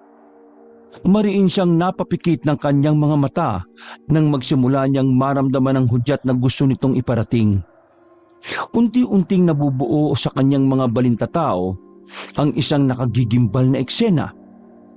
Nakita niya si Nardo na parang asong hinahalukat ang isang parte ng pader ng lupa ng abandonadong open pit mine. Tanging mga kamay lang nito ang ginagamit sa pagkahalukay. Nasa malapit na ito sa pinakailalim ng open pit. Nakakaloko ang pagkangiti nito na nauwi pa sa nakaririnding halakhak. Sa wakas, nahanap ko na rin ang lihim na lagusang kay tagal ko nang hinahanap. Humanda ngayon ang barong ito na pulos mga huskador. Papaubos ko kayong lahat sa mga kaalahi kong alamanhig. Tingnan natin kung tatalab pa ang pagiging mapanghusga ninyo. Ang sumunod matapos ang parang nababaliw na halakhak ni Nardo ay ang katakot-takot na pagdagundong na parang nagmumula sa ilalim ng lupa. Yun ay mga ungol na mga amalanhig sa loob ng pinaglibingan sa kanila. Matagal na panahon na ang nakalilipas. At nagsisimula ng lumantad ang dilim. Palakas ang mga ungol na mga amalanhig sa ilalim ng lupa. Patuloy ang paghalukay ni Nardo sa lagusan ng pinaglibingan sa kanyang mga kalahi. Hanggang sa walang ano-ano'y bigla na lang may malakas na puwersang tumulak at tuluyang tumibag sa parteng hinahalukay ni Nardo. Dahil sa lakas ng puwersa ay halos tumilapon si Nardo kasama ang maraming tipak ng lupa. Halos natabunan din si Nardo sa isang banda. Ganun na lang ang panlalaki ng mga mata ni Nardo sa labis na tuwa nang sa bukana ng napuksang lagusan ay may naaninag siyang lumalabas na isang amalanhig. Hindi pangkaraniwan ang laki nito dahil ito'y maitim ang balat na nagbabakbak. Napakabalasik at nakakatakot ang pinagmumulan nito. Matalim itong tumitig at kulay pula ang nanlalalim na mga mata. Halatang gutom na gutom din ito kung kaya parang umaalon ang ipis sa tiyan. Hindi mabagal ang paglalakad nito na paris ng karaniwang amalanhig. Sa halip ay parang sa normal na bilis ng lakad ng tao, pero parang nanginginig na robot kung kumilos. Mahaba ang mga kamay nito at ang pormasyon ay parang sa mga kamay ng malaking orangutan at anumang sandali ay parang kaagad-agad mandutukwang o mandadamba. Tumutulo rin ang malinaw-linaw at malagkit nitong laway at ang paraan ng pagsisingasing ay talaga namang nakakapanindig ng mga balahibo. Nakalabas ang isa at sinundan pa ito ng isa pa at ng isa pa. Hanggang sa nagsunod-sunod na silang magsilabasan. Kung bibilangin ay humigit kumulang 50 ang naglalakad na mga amalanhig sa pulos na mga lalaki. Nagsisingasing ang mga amalanhig habang sabay-sabay na inaamoy ang hangin na parabang may kung anong amoy na pilit sinasagap. Hanggang sa walang ano-ano'y umatungal sila pakalat na umahon mula sa opening pit na minahan. Ang isa pa nga'y tila napansin ang presensya ni Kirby at parang aktwal siyang naroroon, ano pat galit na tumitig ito sa kanya. Nang magsimulang tumakbo patungo sa kanyang direksyon ang amalanhig na yon, ay napatras na agad at napadilat na mga mata si Kirby. Pare-pareho namang nagulat sa naging reaksyon niya, sinamang Teban, Ethan at ang mag-inang Hera at Renard. Ano, Kirby? Ano ang ipinararating sa iyo ng batang mutya? Huli na po ba tayo, Mang Teban? Nahanap na ng asawa ni Aling Hera ang lihim na lagusan na pinaglibingan ng mga amalanhig. Nagsisilabasan na ho sila at nagsisimula na silang pumaraon sa mga kabahayan. Nanang ko po, paano na ito? Mahirap kalabanin ng mga amalanhig na matagal nang uhaw sa dugot laman ng tao. Anong gagawin natin? Kirby, Wala bang instruksyon sa iyo ang batong mutya kung paano kakalabanin ng mga amalanhig na nakita mo? Nako wala po Mang Teban Naudlot po kasi ang pakikipag-ugnayan ko sa batong mutya. Bigla po sana niya akong susugurin kaya bigla rin po akong napadilat ng mga mata ko Nagugulo ang napaisip si Mang Teban sa kanyang narinig. Hindi maganda ito. Paniguradong ikaw ang uunahin nilang iligpit ngayong gabi. Mukhang malakas ang pakiramdam nila sa mga puwersa-puwersa sa paligid. Uunahin nila malamang na alisin sa landas nila kung ano man ang magiging sagabal sa lansakang pagsalakay nila sa buong baryo. Kung ganun ano ang gagawin natin, Mang Teban? Napatingin si Ethan sa suot na medalyon ni Mang Teban. Bigla ay nagliwanag ang kanyang mga mata sa naisip. Siguro kailangan din nung may hawak akong kapangyarihan.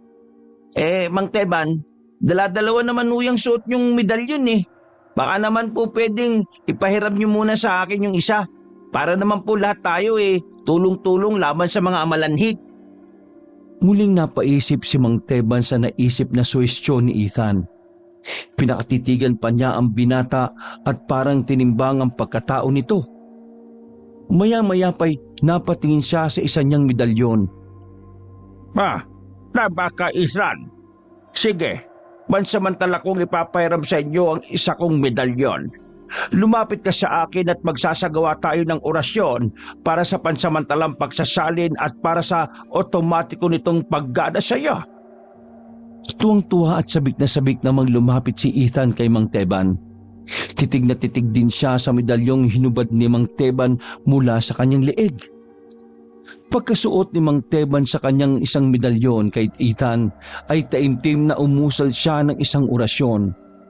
Ang ginamit niyang orasyon ay yung orasyong mahirap maintindihan. Matapos ito'y naramdaman namang kaagad ni Ethan ang enerhiya ng suot niyang medalyon. Dahil dito'y sumigla ang kanyang aura at tila may pagmamalaking napatingin kay Kirby. O paano yan, Kirby? Pareho na tayo makapangyarihan. Hindi na ako maingit sa'yo. Mabuti nga yan, pre. Galingan mo Galingan natin. Hindi biro-biro ang mga amalanhik na makakalaban natin. Oo naman, pre, no? Kagalingan ko talaga. Mang Teban, siya nga ho pala. Malakas ho ba yung taglay na kapangyarihan ng medalyong ito? Kupay oo naman, iho. At kung hindi mo alam, may kakayahan din niyang humigop ng kapangyarihan ng iba para lalo yung lumakas. At ikaw rin. Kumislap doon ang mga mata ni Ethan. Pagkaraan ay pasimple at palihim niyang sinulyapan ng natitirang medalyon ni Mang Teban at ang hawak naman itong batong mutya ni Kirby. May kung anong isang lihim na iniisip. Ano man yun ay siya lamang ang nakakaalam. Si Mang Teban din naman ay palihim na sinulyapan ang reaksyon ni Ethan. Siya rin naman ay may lihim na iniisip. Para pang ang gustong mapangisi ni Mang Teban pero pinipigilan lang. Nag-iingat na baka mahalata ni Ethan. Samantala ay sumingit sa usapan si Hera. Bigla kasing nakaramdam siya ng kakaiba sa paligid. Palibhas ay gumagana ang kanyang tumatalas na mga pandama dahil lumalatag na ang dilim. Ano na ho, Mang Teban, Kirby, Ethan? Kailangan na natin kumilos. Nararamdaman ko ng palapit rito ang mga amalanhik. Makaraan ngang magsalita ni Hera mula sa labas ng bakuran ni Kirby ay may isang lalaking sumisigaw habang tumatakbo. Binabalaan niya ang mga tao na may mga malahalimaw daw na nilalang ang nakapasok sa kanilang baryo. Sinabihan din niya ang mga taong magsipagtago at huwag lalabas ng bahay kung ayaw nilang brutal na malapa ng mga halimaw na yon. Ano ba yan? Narinig ko na nga sila. Kailangan na natin kumilos. Pati kami ni Renard ay kailangan mag-go. Sak na kaagad din nila kaming maamoy at mag-aagawang kaming salinan ng kanilang batong itim. Mang Teban, baka pwede mo kaming bigyan ng proteksyon ng anak ko gamit ang iyong medalyon. Mabilis na nag-isip si Mang Teban. Pagkaraan ay hinarang niya ang apat niyang kasama. Ganito, sumunod kayo sa akin sa bahay ng kaanak ko. Doon ay marami akong dinalang pangontra at mga sandatang panglaban sa mga aswang na amalanhig. Teka ho, Mang Teban, paano ho kami ng anak ko? Baka kumapano naman kami kapag naroon na kami sa bahay ng anak ninyo.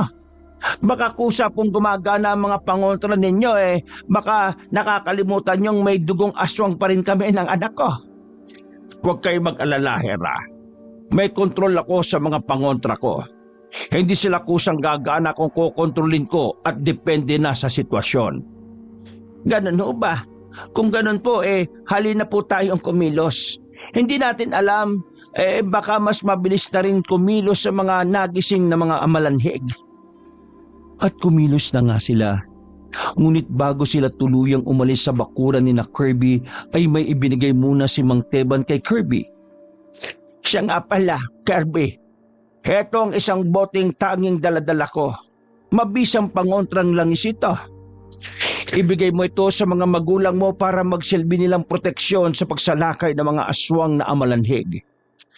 Kailangan lang nilang pahiran ng buo nilang katawan.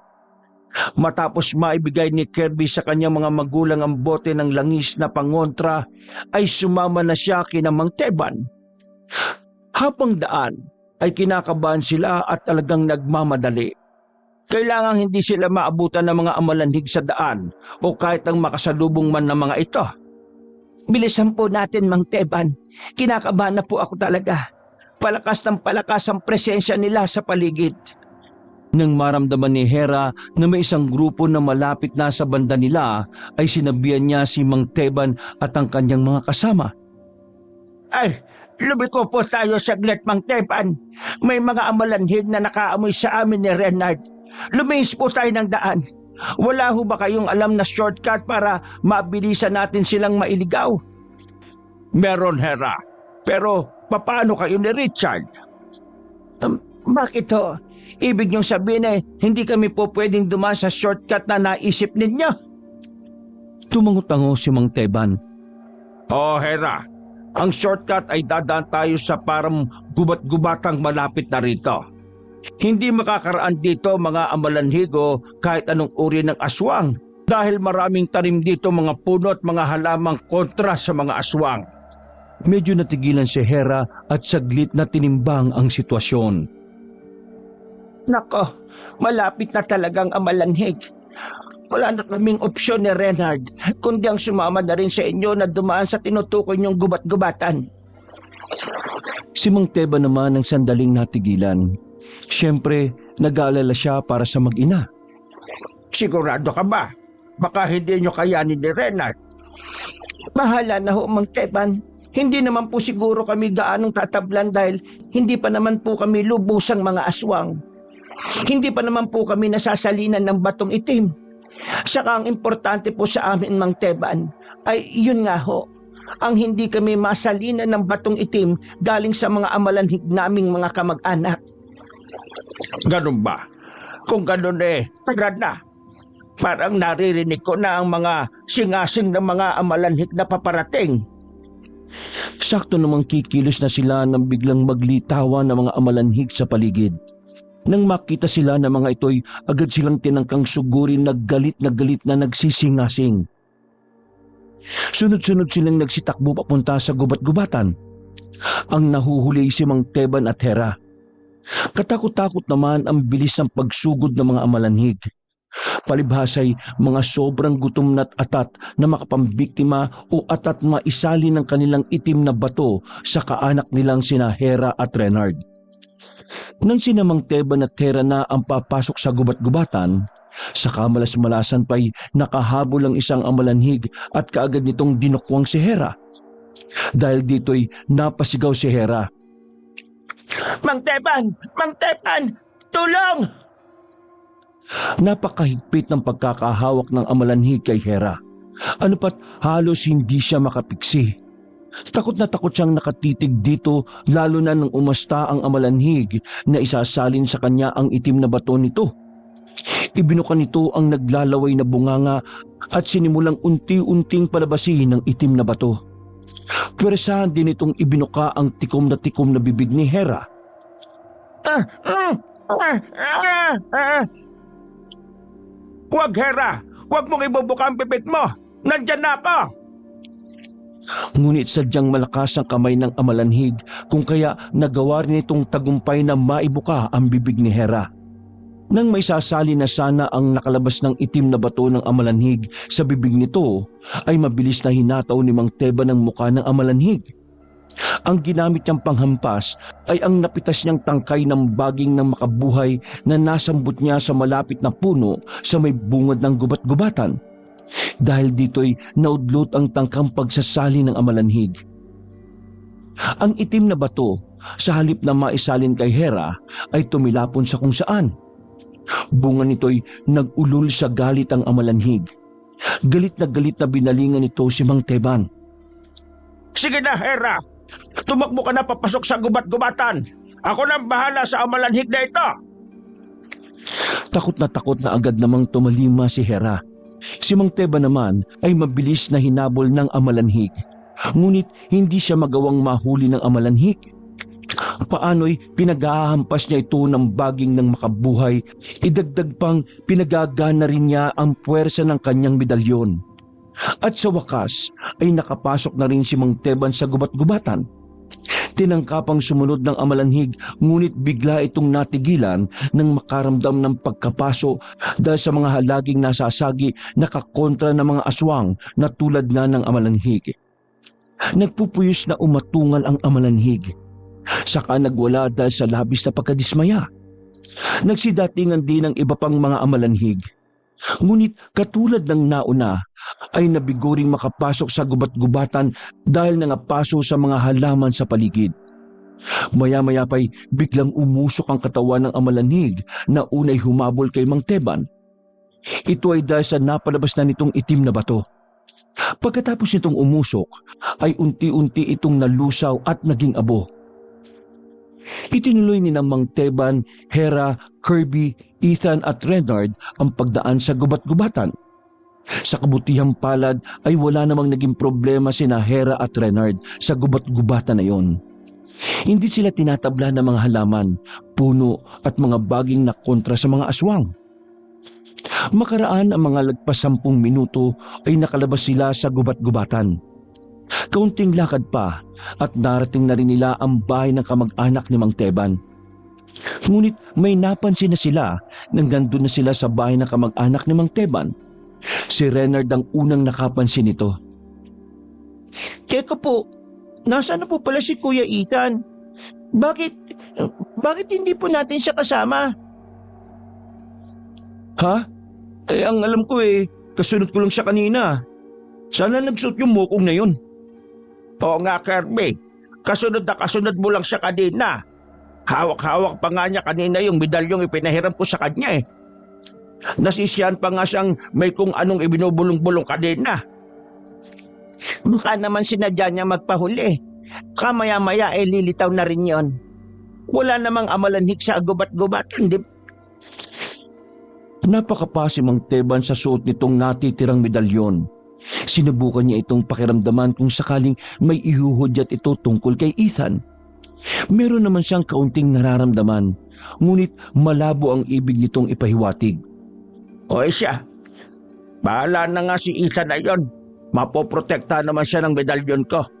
Sa ngayon kailangan na natin maghanda ng mga pangontra natin laban sa mga amalanhig. Kailangan din natin mabigyan ng mga ito ang mga kababaryo natin.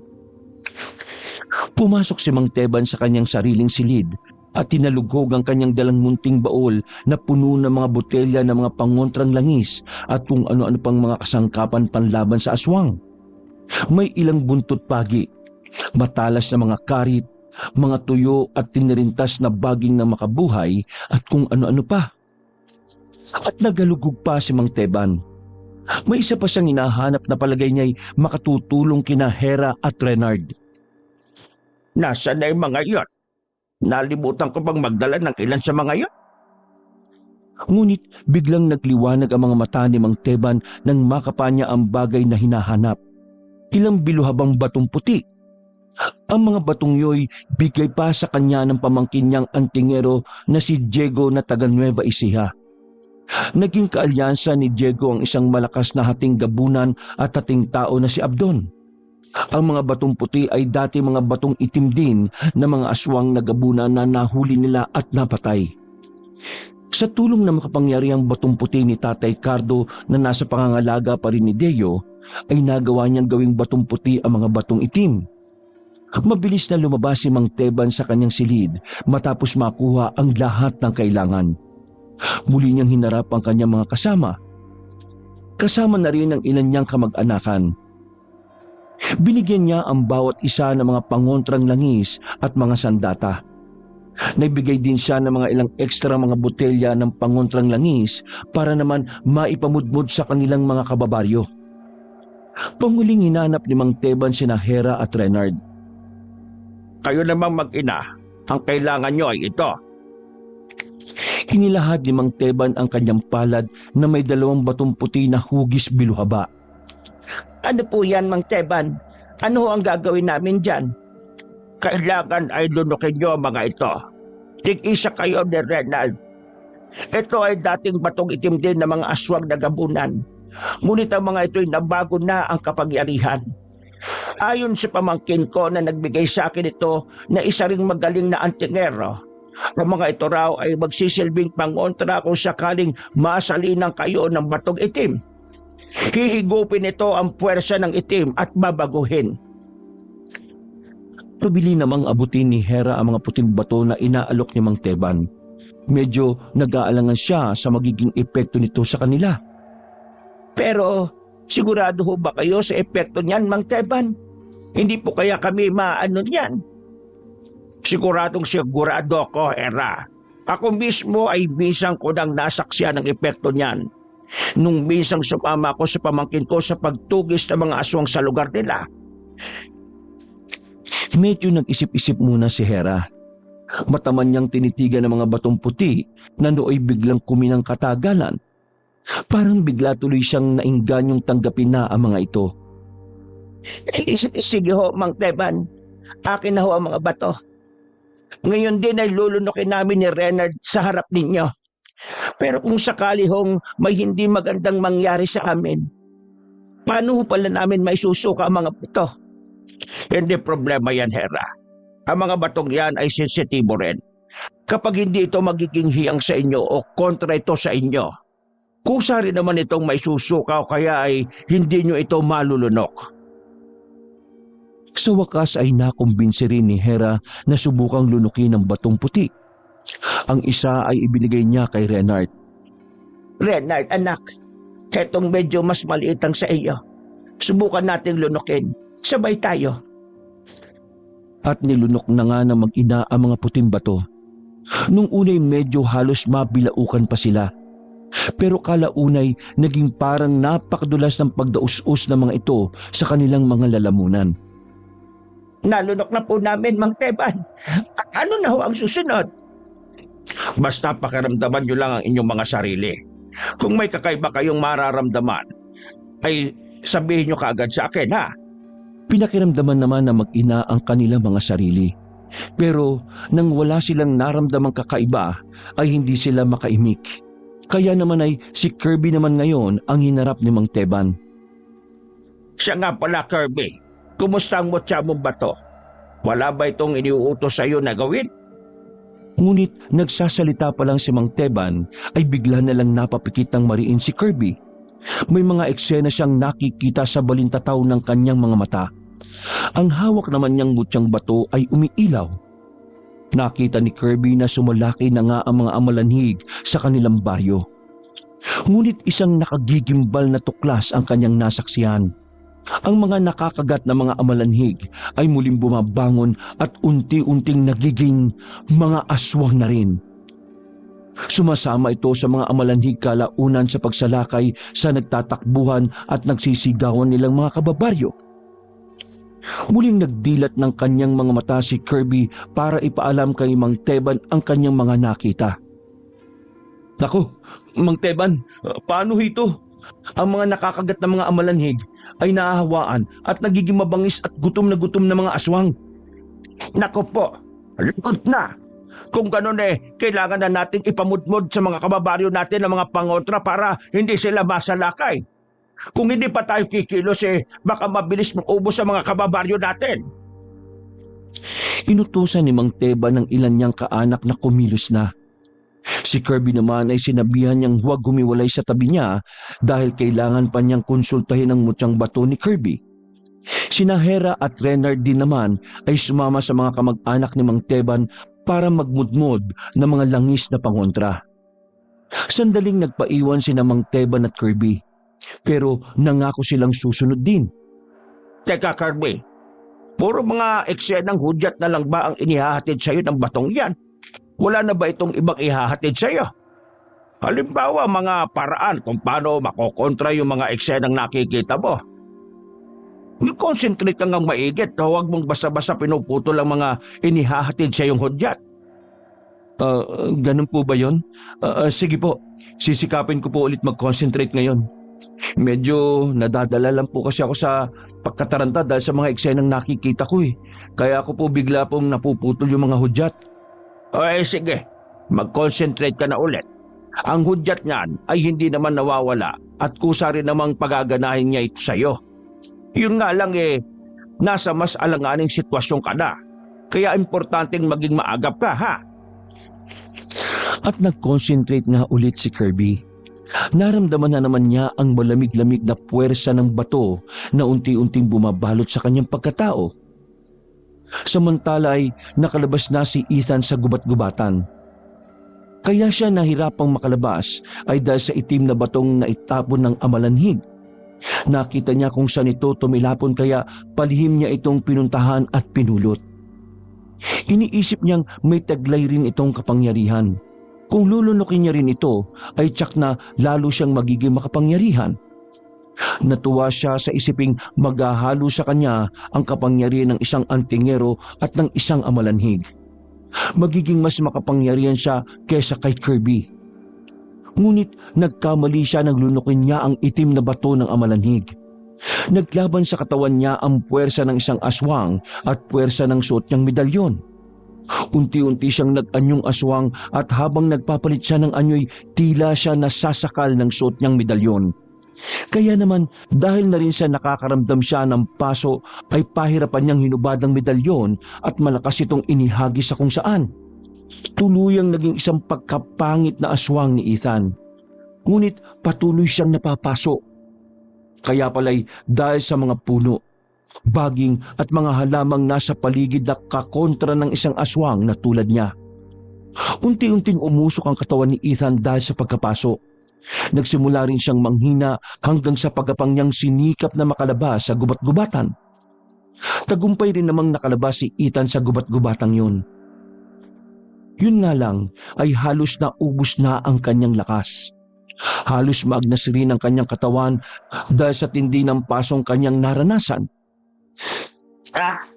Niloko ko ni Mang Teban.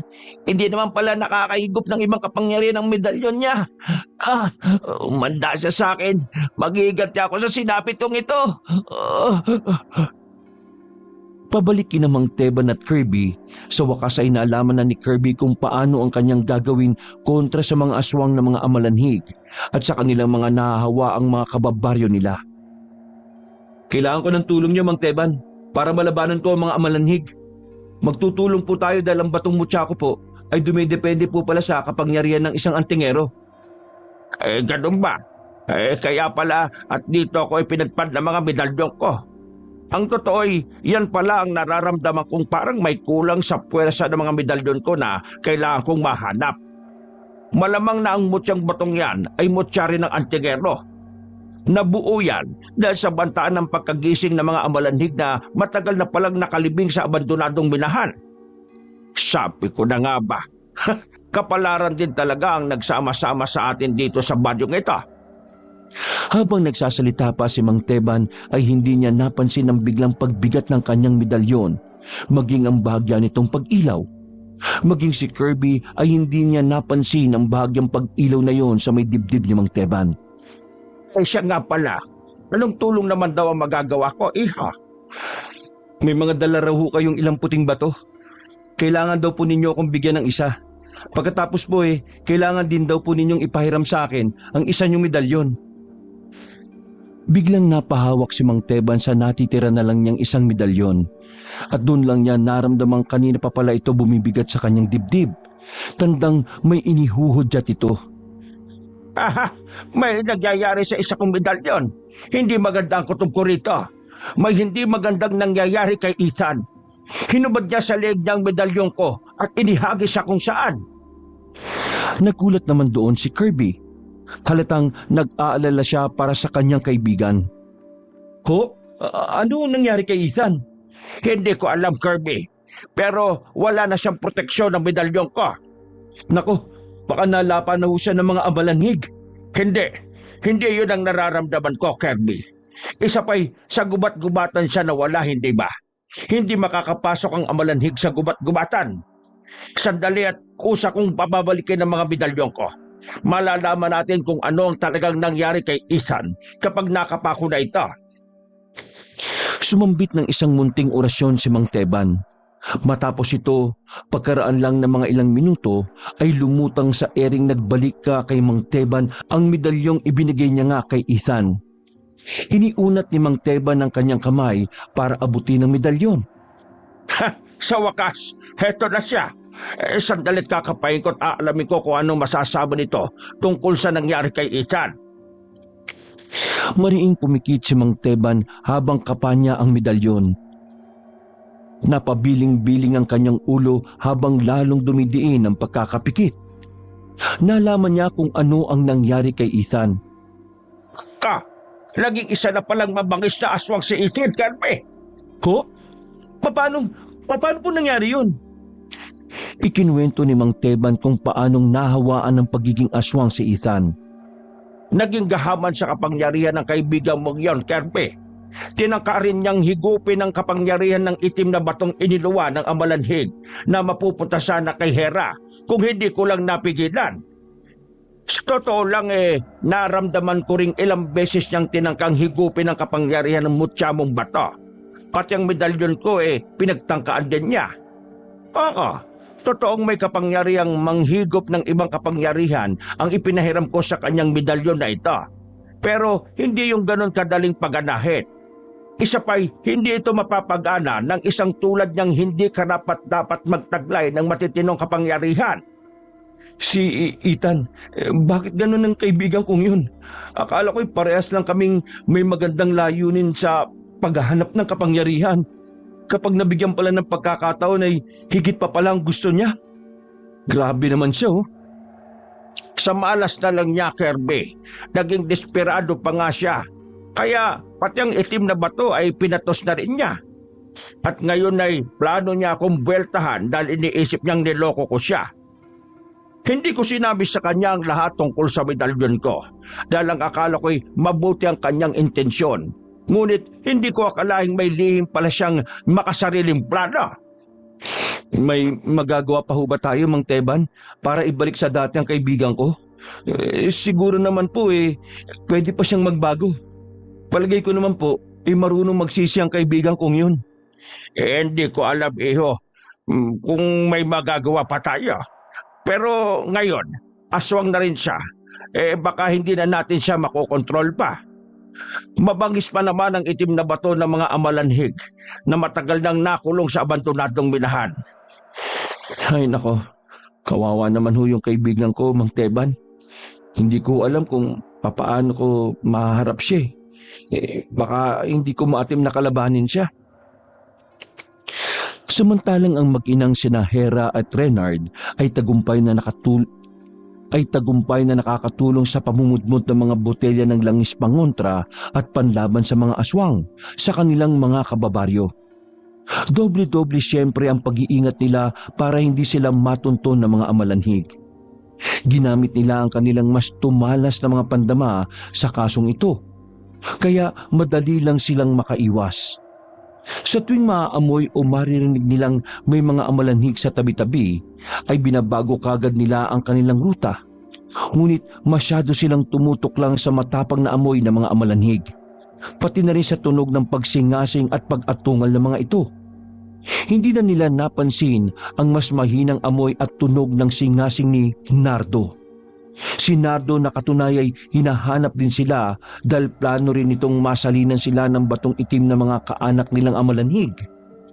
Gulat na gulat nga sina Hera at Renard nang sa kanilang pagbaling sa isang direksyon ay siya naman biglang pagharang sa kanila ni Nardo ng itsuray aswang at nakakatakot.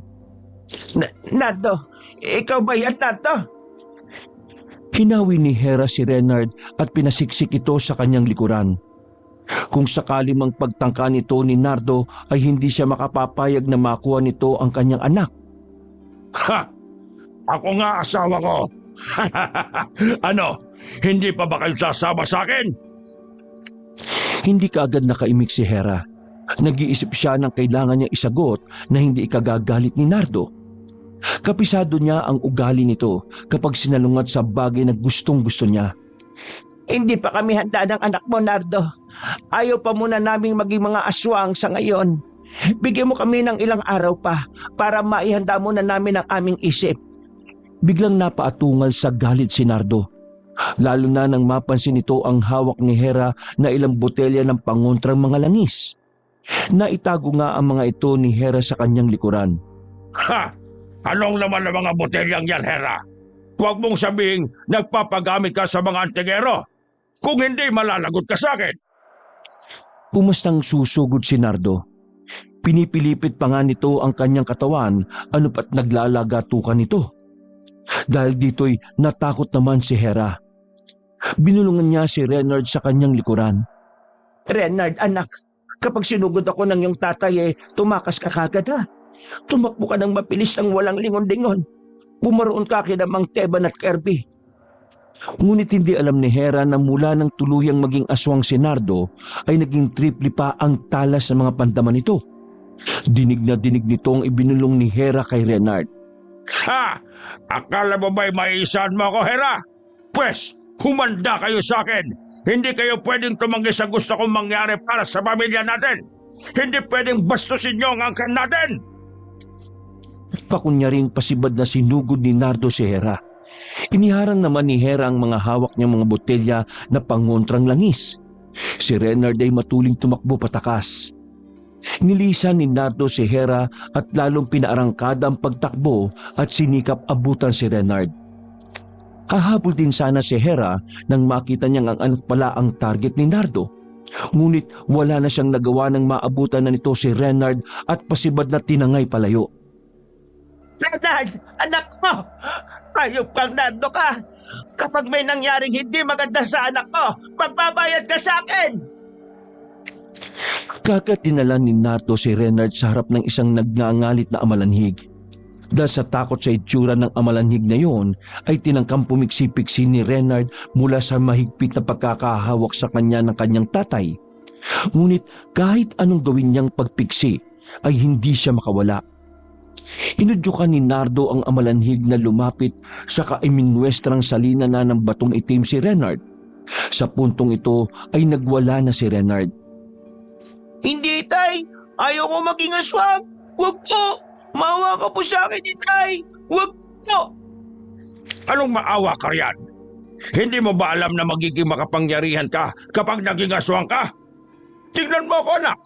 Napakalakas ko at napakaliksi kong kumilos. Pati ang mga pandama ko ay triple na rin ang lakas. Kahit ano ay kaya kong gawin na hindi ko magawa noong normal na tao pa lang ako. At saka masarap ang sariwang karne at dugo ng tao, anak. Nandiri si Renard sa huling sinabi ni Nardo.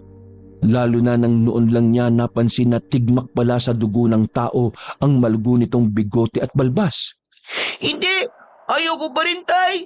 Ayaw ko maging isang aswang! Ngunit nagpumilit si Nardo at makalapit na nga ng tuluyan kay Renard ang amalanhig. Sinimulan na nitong ibuka ang naglalaway na bibig para ilabas ang batong itim nito.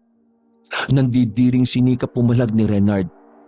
Kapag kuway, naisip niyang may isa pa palang botelya ng pangontrang langis na naibulsa niya sa kanyang short. Pasimpleng kinapa niya ito at binalak buksan para isaboy sa kanyang itay at sa amalanhig na rin. Bahala na kung pati siya ay maapektuhan. Ang mahalagay nakatakas siya at nang hindi siya masalina ng batong itim. Ngunit sa malas ay napansin pala ni Nardo ang ikinikilos ni Renard. Kaya naman pagkalabas ni Renard ng botelya sa kanyang shorts ay mabilis na tinabig ito ni Nardo. Tumilapon ito ng malakas palayo. Kasunod nito'y galit na tiningnan ni Nardo ang panga ni Renard at pwersahang ibinuka at itinapat sa bibig ng amalanhig. Halos nakabitin na sa ere si Renard dahil pabuhat talagang tiningnan ni Nardo ang kanyang panga. Todo sipa at tadyak ang ginawa ni Renard. Pero parang bakal naman sa tigas ang katawan ng kanyang itay at halos di matinag. Hanggang sa wala na nga siyang nagawa nang maramdaman niyang pumasok na sa kanyang bunganga ang manansang itim na bato.